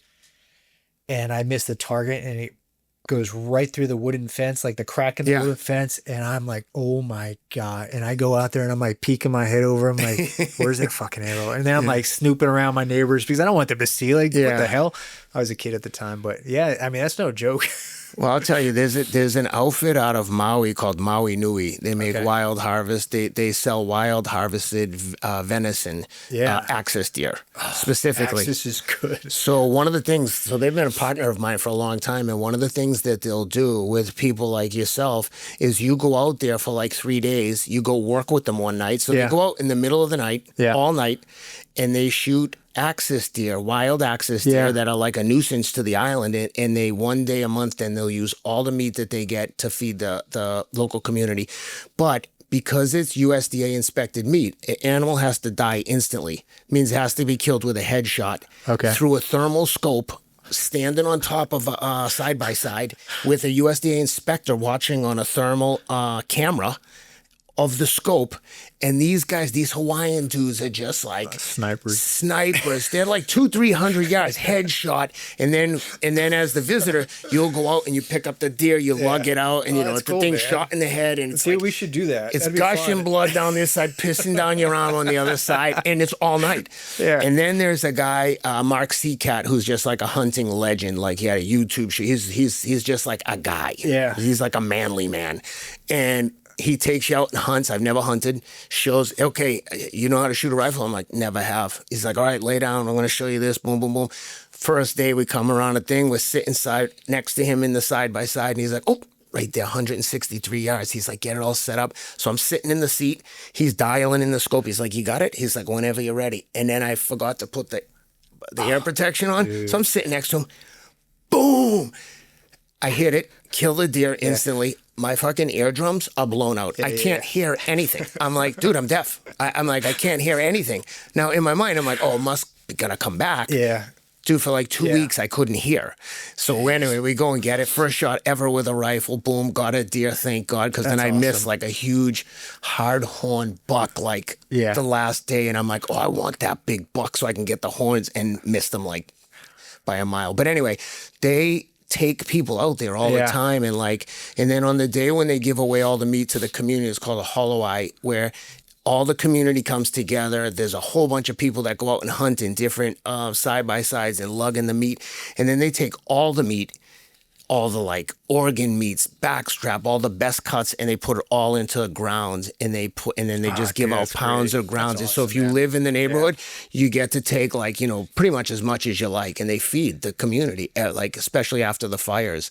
Dude, it's awesome. It's called Maui Nui. But anyway, I digress. Back to you. So you get out, you work in a capital group, like seemingly things are going well. Like at what point are you like, because as you'll see in the book, like at some point in my life, I've achieved a bunch of stuff, and then I'm like, I'm still not happy. Like I need to I've disguised all my problems with different successes, but at the end of the day, like I still have unresolved trauma and still have work to do. And it was like driving me crazy. So I eventually check into Onsite. But what was going on with you that made you like seek out Ibogaine? Okay, so we'll take a step prior to Capital. I was still in, and right at the end of my time, I started realizing there was like a couple times when I was like, if I'm being honest, like I would be at a buddy's house partying, and I was like, I want to get home, and I left his house and I drove to a Wawa, and I was like, I can't get home. What am I doing? Like I'm gonna get fucking DUI. This is stupid. And I would pass out,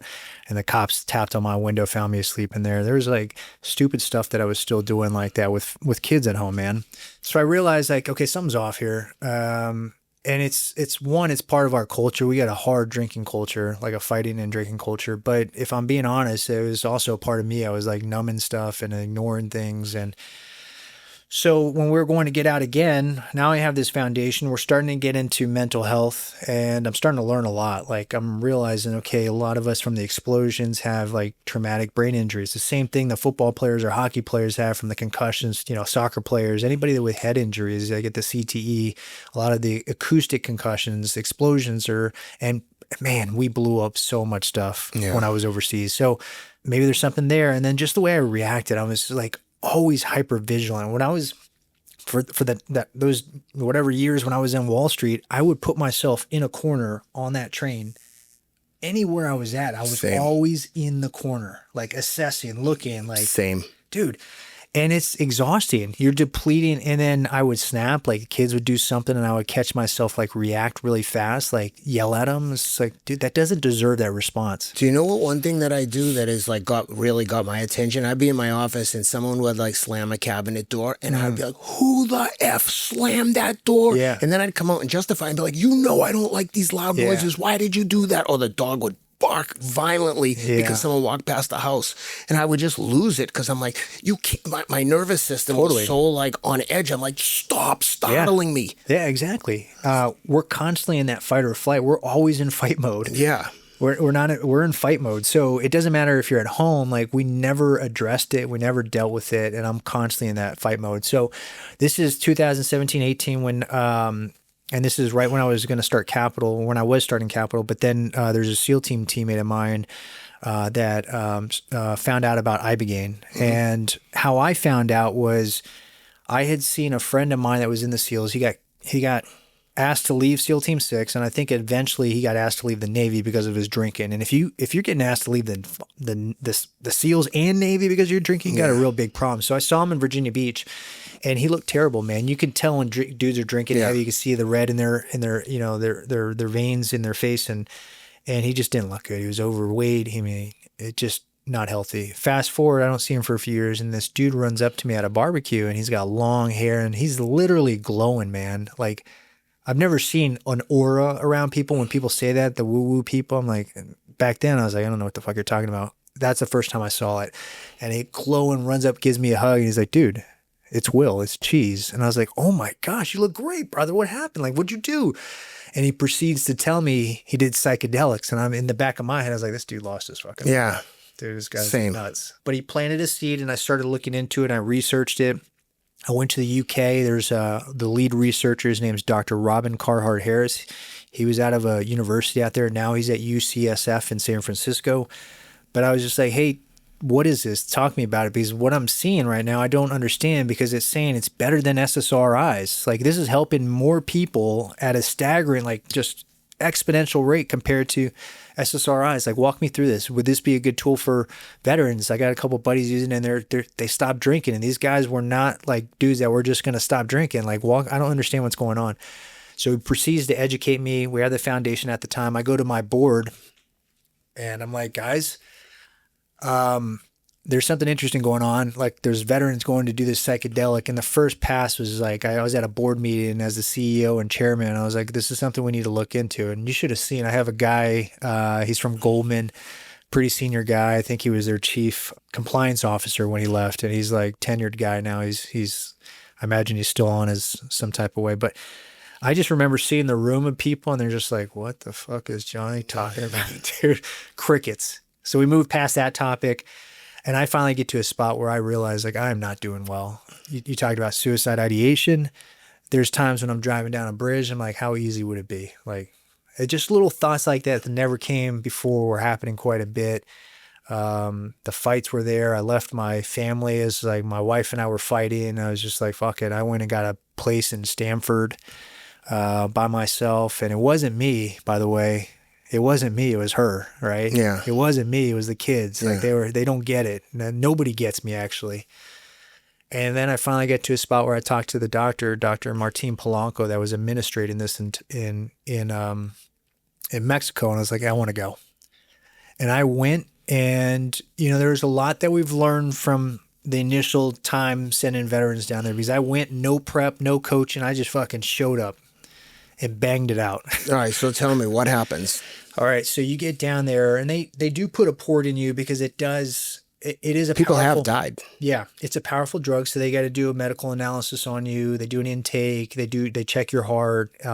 People are passing away because it lowers your heart rate so low that if you have preconditioned issues, you're disqualified.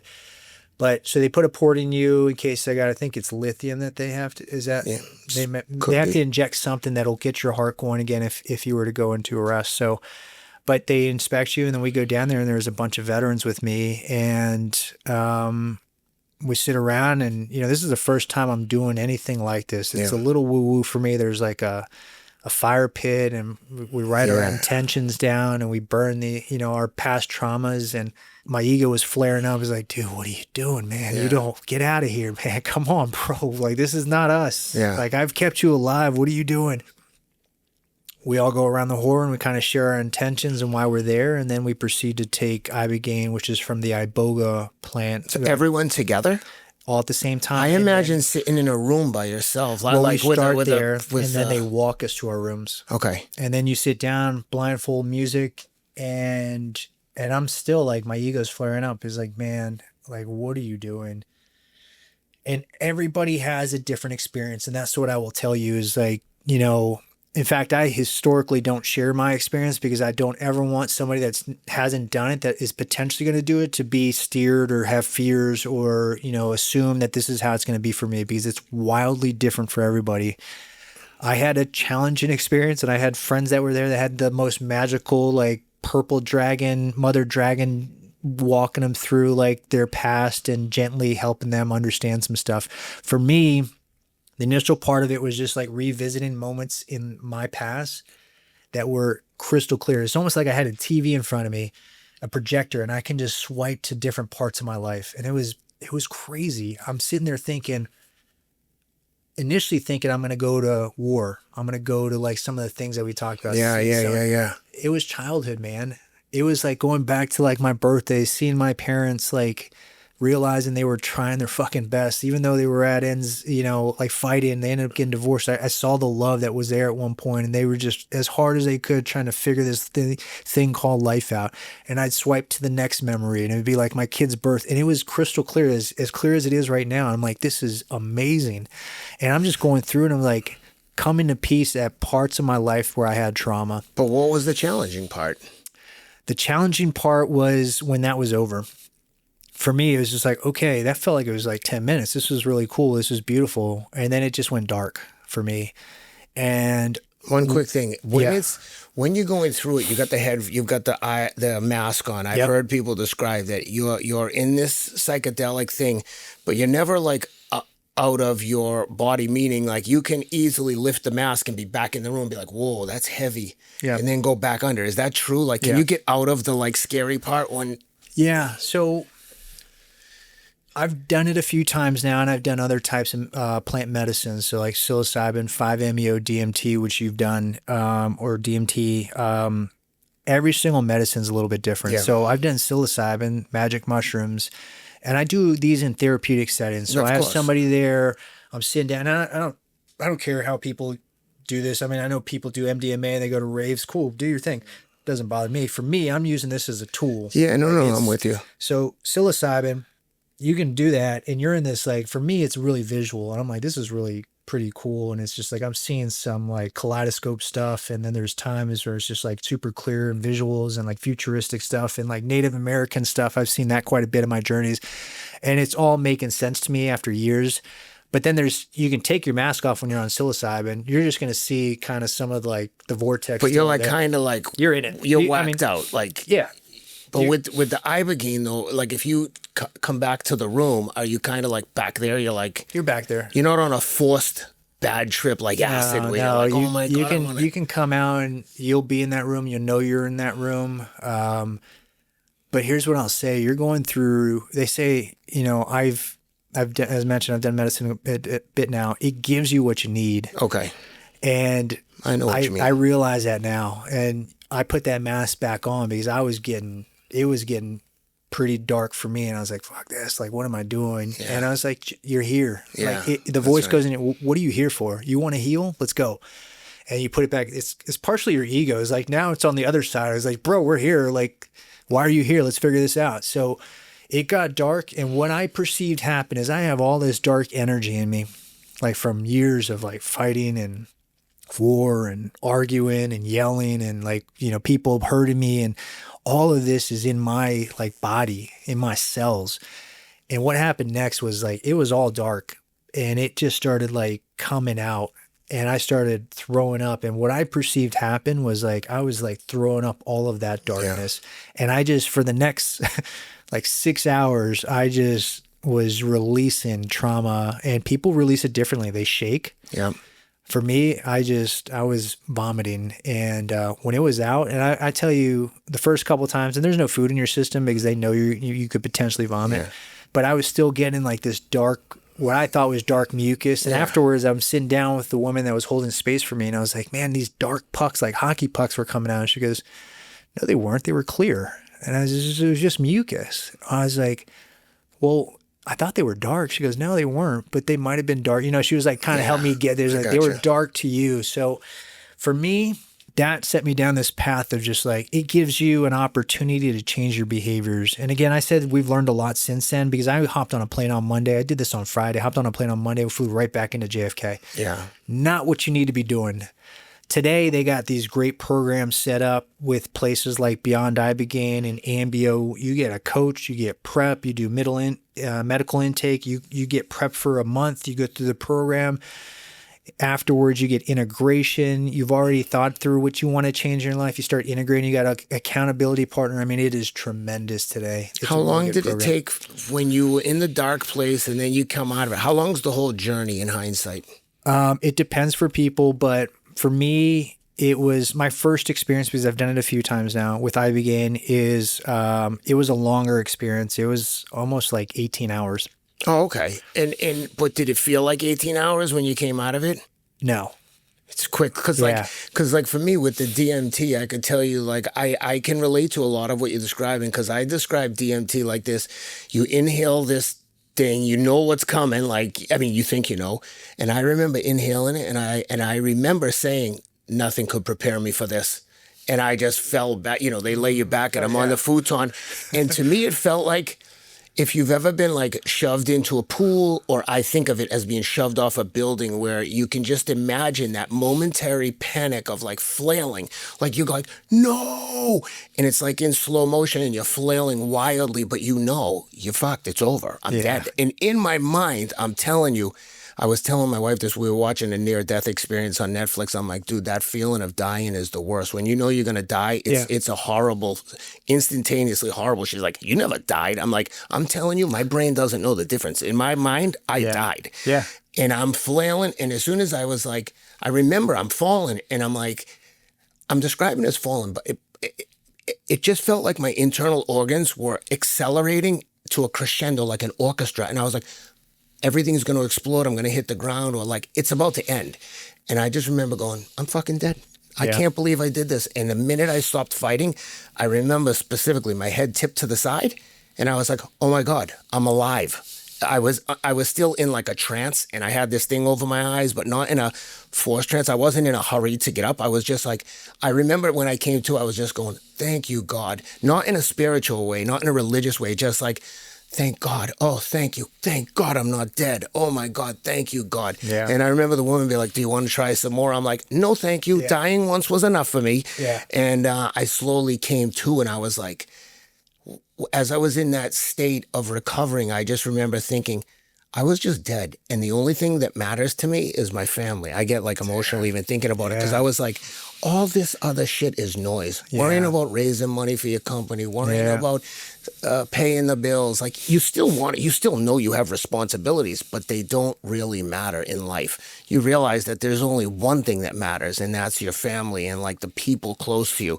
And I just remember thinking about one of my sons in particular, and just thinking like, this kid needs me so much more than everyone else. Yeah. Brother, I know exactly what you're talking about. I've been there. It was deep. Yeah. But isn't it such a blessing to get to that place, though? Yeah, it's just crazy that they've like that all these lobbyists and big pharma has blocked this stuff from happening.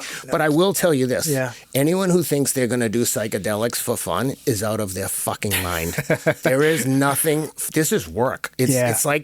It's like what I described with the surgery earlier. It's like, was it fun? No, it wasn't fun. And yes, it was scary. Yeah. But I did it a second time, so it wasn't that scary. And to your point, it got dark. But you've done it several times since. So anyone who thinks there's anything fun going on here, this is pure therapy. It's like, would you get surgery for fun? Oh, it's super fun when they hit you with the fentanyl and you're like, yo, I'm so fucked up.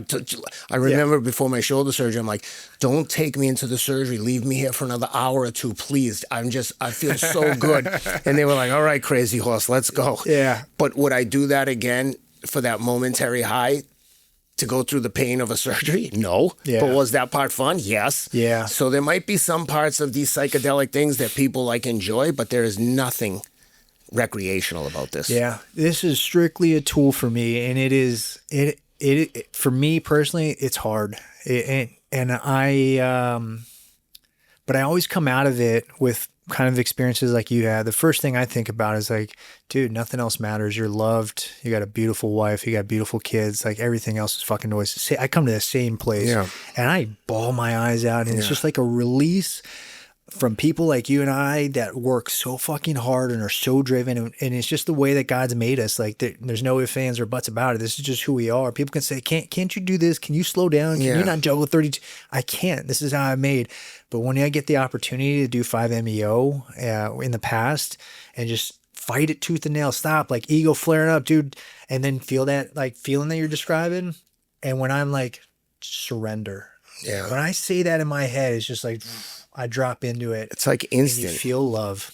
You feel the presence of God. You know what? What you were just describing is like, my wife would be like, why are you so stressed out? I would say like, I feel like I'm like juggling chainsaws on a tightrope above a like fucking fire pit. I'm like, I just feel like I'm trying to do everything right, and there's no safety net, and no one's coming to save me. And it's like, and now with a family, and I try to explain this to her, and it's not an excuse by any means. My wife is awesome. I suck about a lot of things, but I just feel like, she'd be like, calm down. I'm like, do you understand that I'm responsible for everyone here?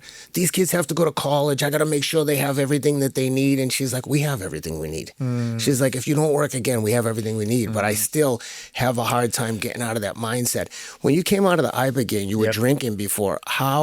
What I'm most interested in is never having cravings for drugs again, because that's something I wrestle with all the time. Like, how does that work? What happened? All right. So all these other psychedelics, but Ibogaine specifically gives you an adverse reaction to drugs, alcohol. You don't want any part of it, man. Like, in fact, you'll mentally. You'll have a physical reaction. You will violently respond to drugs or alcohol. I love it. That's why they do it. That's like, they've been doing this for 30 years down in Mexico for addicts specifically. There's a great documentary called Dosed on Netflix, and it follows this woman who is a heroin addict. Like, dude, she was in it, and she's doing, when you go to the clinics they give you for heroin, it's, what do they give you? It's methadone. Methadone, thank you. And she gets addicted to that, right? Oh, that's what, you'll see in the book, like I got on Subutex, which is like methadone. Yeah. That was harder to kick than the drugs. Oh, I remember you said you were trying to, horrible. Yeah. So she's fighting this battle, and that's a real battle. Like I've read in your book, you've seen a lot of friends struggle with that, and I've seen it as well, right? She goes and does Ibogaine one time, dude, and they follow her for a year after. She never touched again. Like, I don't know what's happened since then, because you got to think too, like, if you're going to do that, great. But if you go back to your old environment, you're surrounded with that old posse that's doing heroin, like, it's going to be hard. Even if you're in a good space for a month, 2 months, like, you're a product of your environment is my belief. Like, you got to change that too, right? So it looked like she changed it. For a year, she didn't touch, and that's it. That's a huge thing for a heroin addict. So, well, that's the scary part about my addiction is I never told anyone. I would never get high with anyone else. I was just always like a lone wolf. I would just get high by myself, and I'd be the only one who knows that I'm high. Yeah. And it was really not to get high. It was just to escape how I was feeling in hindsight. Yeah. You don't think that at the time. And the funny thing is, like most addicts, it wouldn't be when things were fucked up that I would get high. It would be when things are great. I'm like, oh, things are awesome. I'm going to celebrate. Who cares? I'm in a great spot. Yeah. So when you finish, like, did you crave, or does, like, I have another friend who's a super big, huge podcaster, and he went and did Ibogaine recently, and he's like, yeah, I drink, he's a huge coffee aficionado. He's like, dude, it was crazy. The next day I woke up, I didn't even want coffee. I've never had a coffee since. Like weeks later. So coffee is my only thing, but after my last Ibogaine, I didn't drink coffee for like 4 or 5 months. And I kind of forced myself because I love that. Yeah, I know what you mean. I was like, I'm just going to drink it, and it didn't taste right, and I kept doing it, and then finally I broke it down. So you could force yourself back to it. Yeah. And I was like, listen, I don't drink anymore. I don't do drugs. I'm not, like, I am loyal to my wife. Like, I'm doing the very best I can. If I got one vice, you're doing okay, Johnny. And my one vice is coffee. I fucking love coffee. I wouldn't call that a vice.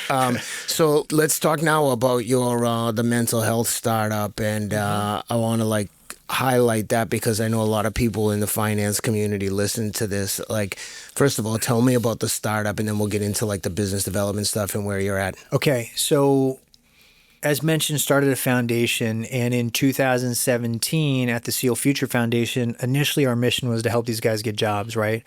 But what we saw is a lot of us are like, we have injuries, PTSD, TBI. Like, we need to address this because we can't plop a dude into Goldman trading. I mean, you did it yourself. Totally. It doesn't work. We got to address that. So we looked at what was out there, and they're like, hey, just take SSRIs for that. I'm like, where's the research that supports taking SSRIs for a fucking brain injury? Yeah. There is none. It's crazy. Like, what else is out there? The VA is like, oh, go talk to a therapist. So for me, I live this, right? I'd drive to the VA an hour away from where I lived in Connecticut because I wanted to talk to somebody. I needed to talk to somebody. I couldn't find a parking. I'd fucking find parking a mile away. I'd run into my VA appointment so I'm not late. So I show up an hour early, but now I can't find parking, and I fucking walk in and I get berated by the lady at the front desk. So like, you are in the military. You should show up on time. You should. And I'm like, fuck this. Like, I'm out. My ego flares up. But then I finally talked to somebody. I'm like, well, let me kind of describe what happened, who I am, like my upbringing. They had no clue. Like, They didn't even know how to handle the conversation, right? Like some of the stuff I was sharing, you just see him like taken back. I'm like, this dude doesn't know what he's doing. Yeah. I need somebody that has experience. So that didn't work.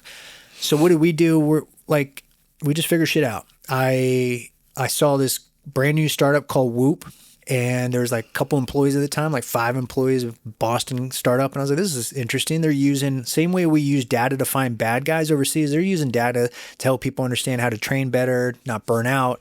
I wonder if there's any research that shows some of that data, like heart rate variability or sleep, impacts your mental health. I mean, I have to believe it, right? So let me kind of dig in. And I found, no surprise, you don't get good sleep, your mental health is off. That's probably the cornerstone of everything is sleep.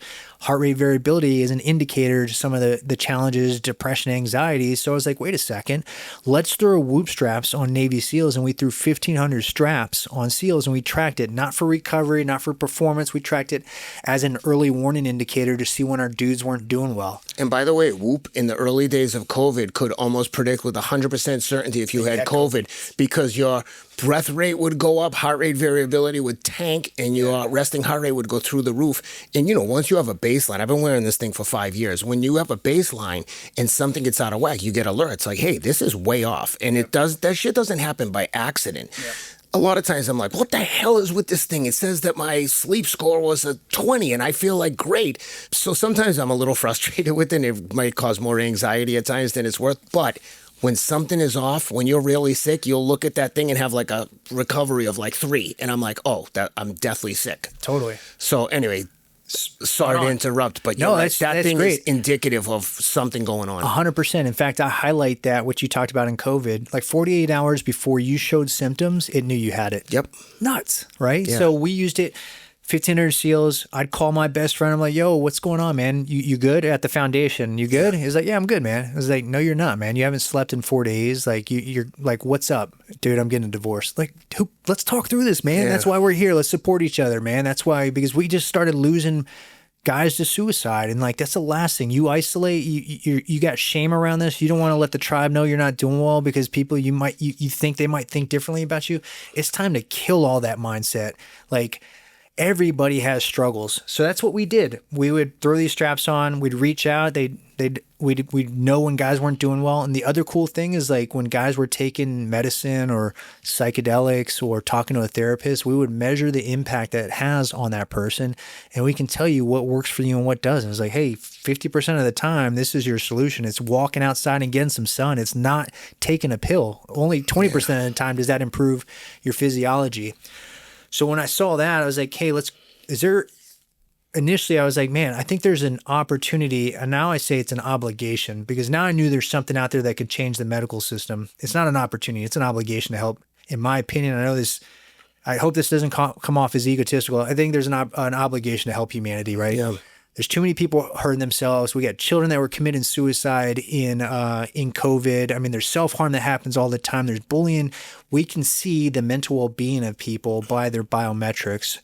So I didn't know how to do a startup. I went to all my old buddies. And I was like, hey, you guys want to chip in? Let's do a friends and family round. And pre-AI, we started working on building this like platform, if you will. And what it is we don't care what the wearable is. You can have an Aura, a Whoop, a Garmin, Apple Watch, don't care. And now we do medical devices. So think heart rate monitor if you're working with a VA. But initially it was like, let's pull the biometrics from that. And then we have a simple questionnaire that we ask you in the app. So the user interfaces in the app, and it gives you a mind score. So it's like, here's where your mind score is. And you have a specific baseline. So the mind score is not really important. What's important is the trend lines off of it. So if it trends down by a little bit, it'll alert you like, hey man, just letting you know you're down by 3%. Here's what's messed up in your equation. It's deep sleep. So we're going to send you deep sleep solutions, videos, and we're early stage, but we have plans to do more. We can introduce you to a therapist. There's a lot of things that we can do. Because I'm from the SEAL teams, we have something called the swim buddy system. We are so skeptical of the medical system. We're so skeptical of anybody outside of our tribe. But who we trust unequivocally is our teammate. Yeah. So we built in a swim buddy system. So how it works is you got self-aid, buddy aid, and corpsman aid is what we used to say in the battlefield. Same thing for us. It alerts you first if your trend lines are down. You pick your buddy. It could be your spouse. It could be your best friend. It could be multiple people. You can create a team. And now we support each other on this journey together. So now it says, hey, man, check in on Johnny today because his score is down pretty significant and just see what's going on. Instead of us just like thinking something's wrong and not saying anything. Now we have a reason to reach out. It's like, Johnny, your score's down 20%. You good? It's like, yeah, no, I was flying all night. I had to fly to London. All good, man. Okay, cool. Thanks. The third solution is now we're going to do personalized medicine, is what we say, personalized solutions. So again, we have all the data, and we're not selling your data, by the way. That's not what this business is about. This is truly about helping you. Well, I mean, Whoop, all the devices already have the data anyway, so you're just sharing it with a third party. It's not like... We're not selling it. That's not the point of this. But it's not like really you have something that everyone else doesn't have that's involved in this like kind of ecosystem. Yeah, that's exactly right. So we pull that data and we help you understand it from a mental health lens, right? Mental well-being lens. Like, how do we optimize here? The third part of that is we're going to personalize solutions. So we'll create like a marketplace, and we're talking to other companies like, maybe it's a hormone replacement company. Yeah. Like, okay, well, we can look at the equation and say, hey, maybe you want to talk to this company. Or maybe it is a therapist, because we can regionalize and localize therapists that we've vetted that we know can help the demographics. So that's how we started. And now we have this dashboard that we just got a significant contract with the government, with ARPA-H. And what we're doing for them is they asked a bunch of companies, over 200, and they have only selected, I think, like 20 of them. And they gave us $4 million. And what we're going to do is we're going to go out there and look at 4 different solution sets and use our system to analyze what works and what doesn't. So one of them is Ibogaine, and we've partnered with Beyond Ibogaine.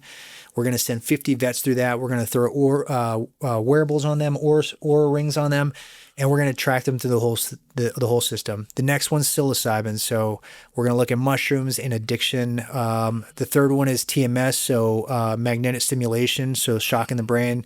We use that in the military, and it's not just military and veterans. This is everybody. And then the third one is meditation. Yeah. So 50, 200 patients, we're going to send them through. Our system is going to just ingest all the data, not just wearables. We're going to do EEGs so we can see what's going on in the brain. And we're also talking to a blood company. The end goal for us is simply to just show people what's working for them and what's not. So that's what we're doing. We've done a couple seed raises. We have contracts with a lot of psychedelic centers because they want to show their patients what works before and after. We got contracts with former NFL groups that are training adolescents, so all the local high school kids trying to make it to the next level. So we help their coaches just analyze all the information there. When it comes to the mental well-being, are they burning out? Are we, should throttle back? We work with law enforcement, so just helping optimize like SWAT teams and stuff, like making sure everybody's good and nobody's getting to that dark place that we've all been in before. But it isn't a job. It really is a blessing and a mission to be on this path with like so many great people. We got some brilliant folks on the team, MDs, PhDs. We got former military, former law enforcement. It's just really cool to all be behind this mission. Yeah, no, I mean, as you're talking, I'm just thinking about all the different companies and brands that I work with through my agency that could be a perfect fit, like blood testing, hormone replacement places, clinics that specialize in all that stuff. And I think, like we were talking about, the fact that you have the nonprofit, like there could be some avenues to get nonprofits involved if the structure is right. But I think that also there's a bunch of people that are passionate about investing in veterans, and especially in the mental health space, and especially with all this legislation being pushed through legalizing these psychedelic treatments. I think you'll see some major changes coming soon. But I'm excited to see what you do with it. So is that what you do full time? You work on that? Yeah. And how many people work there? We're hiring as we speak. I'm waiting for somebody to respond right now on a contract, but we probably have, I say by the end of next month, we'll have 7 employees. We got a bunch of 1099s. Yeah. That's the way to go. 1099 is great for everyone. Yeah. I really think it's a win-win because it allows both parties to kick the tires. Totally. When you work at 1099 and you can take all your own tax deductions and you don't get just taxed like crazy with a W-2, it's a win for everyone. Yeah. And for a company, you don't have to have employees. You can you get a chance to like be an employee at will. Like, okay, your contract's up. Nah, it isn't really working out for either party. I love it. I mean, I've learned so much. People ask me like, how's the entrepreneur thing? And I was like, dude, it is one of the hardest things I've ever done in life. And I even joke, but there's some truth behind it. There's times when I feel like it's harder than buds, right? Because you got people's livelihoods. Like there's been ups and downs in this startup's journey. like we've knocked it out of the park, and then we've gotten to a spot where it's been challenging, and like my wife and I had to like, you know, chip in to make sure we covered payroll, and now like we're finding success. It's taken a while. It never goes as fast as you want it to. Like, you know, an employee thing, I was just like, I'm done with that model. What I'm going to do is 1099 at some point. If this makes sense for both of us after we date as a 1099, then we can consider doing a W-2. But right now, the 1099 thing is brilliant. Yeah. And to your point, though, it's harder than buds because people like you and I, a physical challenge, I'm like, come on, dude. Yeah. Fucking, if you tell me it's a physical challenge, like, I'm going to bet on myself every day. Totally. If you tell me like, oh, hey, we're going to go do Ibogaine, it's going to be very dark. I'm like, pussy. I'm like, I'm so scared I want to cry.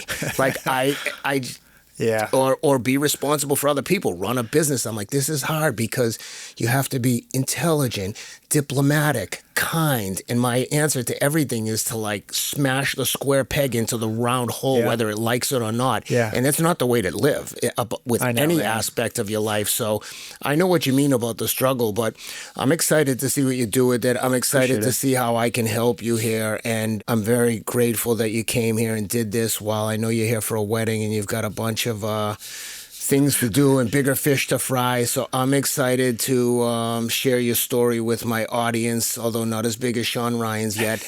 But I do think that there is a lot of good that will come out of these conversations. And the more people get out and talk about their experiences with the shit that no one wants to talk about, like no one wants to talk about their difficulties psychologically or emotionally. And even with my book, like, who can relate to winning a race or being a Navy SEAL? Very few people. Most people in life are like, yeah, that's not for me. The thing that people identify with, at least speaking for myself, in my book is all the vulnerabilities when they're like, holy shit, this guy's a maniac. Like, look at all these things. But also, like, look at all the mistakes. Look at all the, like, shit that I tell in the book that I, like, was... When I was playing high school football and the whole crowd was chanting Rideout sucks, like I wanted to kill myself. Yeah. I was suicidal for months. I was like, I can't believe this has happened to me. This is the most embarrassing thing that's ever happened to me at that point. And I always say on this show, the most traumatic thing that's happened to you is the most traumatic thing. It doesn't matter if it was sexual assault or being bullied. Yep. Your brain knows that you've been traumatized. And if you don't deal with it, it's going to just sit there and fester. And by talking about these things, you know, in recovery, they tell you you're only as sick as the secrets you keep.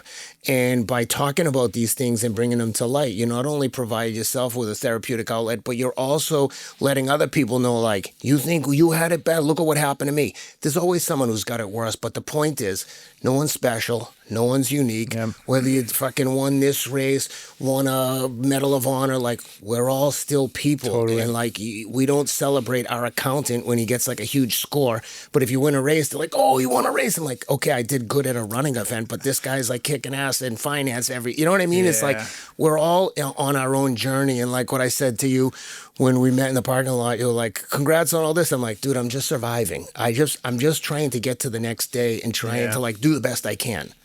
I mean, that's beautifully said. A few things that I'll maybe just amplify is your comment is like, your trauma is your trauma. And I think a lot of guys and gals that come to do healing, whatever that looks like, plant medicine or not, they don't think they deserve it. Let me just be clear. You fucking deserve it. Mm-hmm. And your trauma, don't compare your trauma to somebody else's. Like, that's your trauma and your body perceives it how it perceives it. Nobody else should be touching your trauma, judging your trauma, thinking about. Don't compare traumas. I do want to applaud you. I think that book was like, I read quite a bit. I fucking appreciate the vulnerability, man, because in what you did and what you will do and continue to do is you've given everybody else the authority because they look up to you. They see all the accolades. They've given everybody else the authority to now be, okay, fuck, he's human. And maybe it's okay to talk about my shit. And I truly believe, and you may not have thought about this, or maybe you have, but it's going to, because of what you shared, because of what you were vulnerable with, there's going to be people out there that are going to live and continue to live and not take their lives because you felt like, hey, I'm going to bust this wall of shame and just fucking tell people how it really is. That's really exactly right, dude. We live we put ourselves into a shame storm that doesn't make sense to anyone outside of us. And to your point about your trauma is your trauma, is like, I tell this to people when I do speaking gigs. I always say, whatever you think about yourself, it's true. Totally. So if you think your trauma is unhealable and you're like, you're a piece of shit. That can be true. Yep. But at the same time, you could be like, no one's special. I'm going through this. This guy went through it. This guy went through it. This girl went through it. Amen. I'm just going to fix that. Yeah. So don't waste your time thinking about like you're special. I can promise you, as you know, no one's special. Yeah. We're all in this together. And it's like I said, you're only as sick as the secrets you keep. The sooner you get out and start talking about the shit, the more. That's why AA and NA works, because you realize, holy shit, everyone here is as fucked up as I am. Totally. Yeah. And that's the group that's finally like willing to kind of share that. That's it. I mean, I think that's why our app is finding the traction it is because like, okay, you got these folks like yourself and like either like,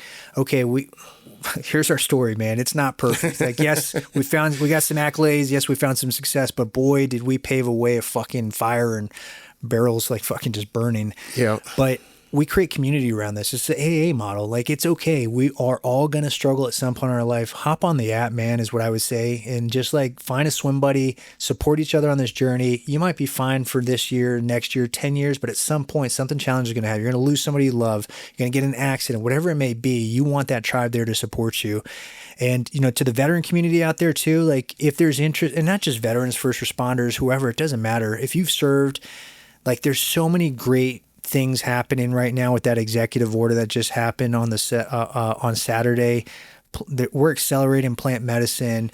Do your research, find out about it. I mean, Allison has an amazing organization called the Hope Project. Yep. She helps all the women and the families because what we were doing is we were healing the warfighter and not addressing the other 50% of the equation. Oh, by the way, we've passed on all of our trauma to our wives and our children, and we're just going to let them hang. Yep. So she supports them, and they do, 8-9 retreats a year, taking women down to do plant medicine. And we work with them as well at INVI MindHealth, and we help them with the Swim Buddy, the app. We give them wearables. So it's really cool stuff that's happening right now. And I really appreciate you allow me to kind of share the story and be on the podcast. It's been a pleasure. No, it's my pleasure. What is her organization called? It's called the Hope Project. And what's she the helps. website? It's thehope-project.org, I believe. And what is your app called? INVI MindHealth. So if you go to the website, it's invimh.com. But you can find it in the App Store. INVI? Yeah, it stands for Invisible Visible. So we make the invisible visible with data. INVI MindHealth. MindHealth.com. .com. .com. Okay. Yeah. But if you go to the App Store and you type in INVI MindHealth, it'll pull up. Awesome. Well, listen, I appreciate you being here, Johnny. I hope that a lot of people listen to this and get something out of it. And I look forward to helping you continue to grow the operation and continue on the mission. Thank you. Thanks, brother. Appreciate it. Thanks for being with us. Boom. All right, guys. I hope you enjoyed that conversation as much as I did. Please take a quick minute to subscribe to the podcast wherever you're listening. This is a new show, so subscribing makes a huge difference. Please also take a minute to give it a review and leave a comment on Apple Podcasts and on Spotify. You can also subscribe and leave a comment on YouTube. Again, this is really important for us, especially now since we're just getting started. Please also check out all of our sponsors. They make the show possible, and honestly, I love and use every single product we talk about on the show. You can learn more about me, this podcast, and also find links to purchase my upcoming memoir at theothersideofhard.com. My new book is called Everything You Want Is on the Other Side of Hard, and it comes out March 10th, available everywhere you buy books. Or again, go into theothersideofhard.com. There's multiple links there where you can find all the retailers carrying the book. Thanks a lot for being with us, and we'll see you next week.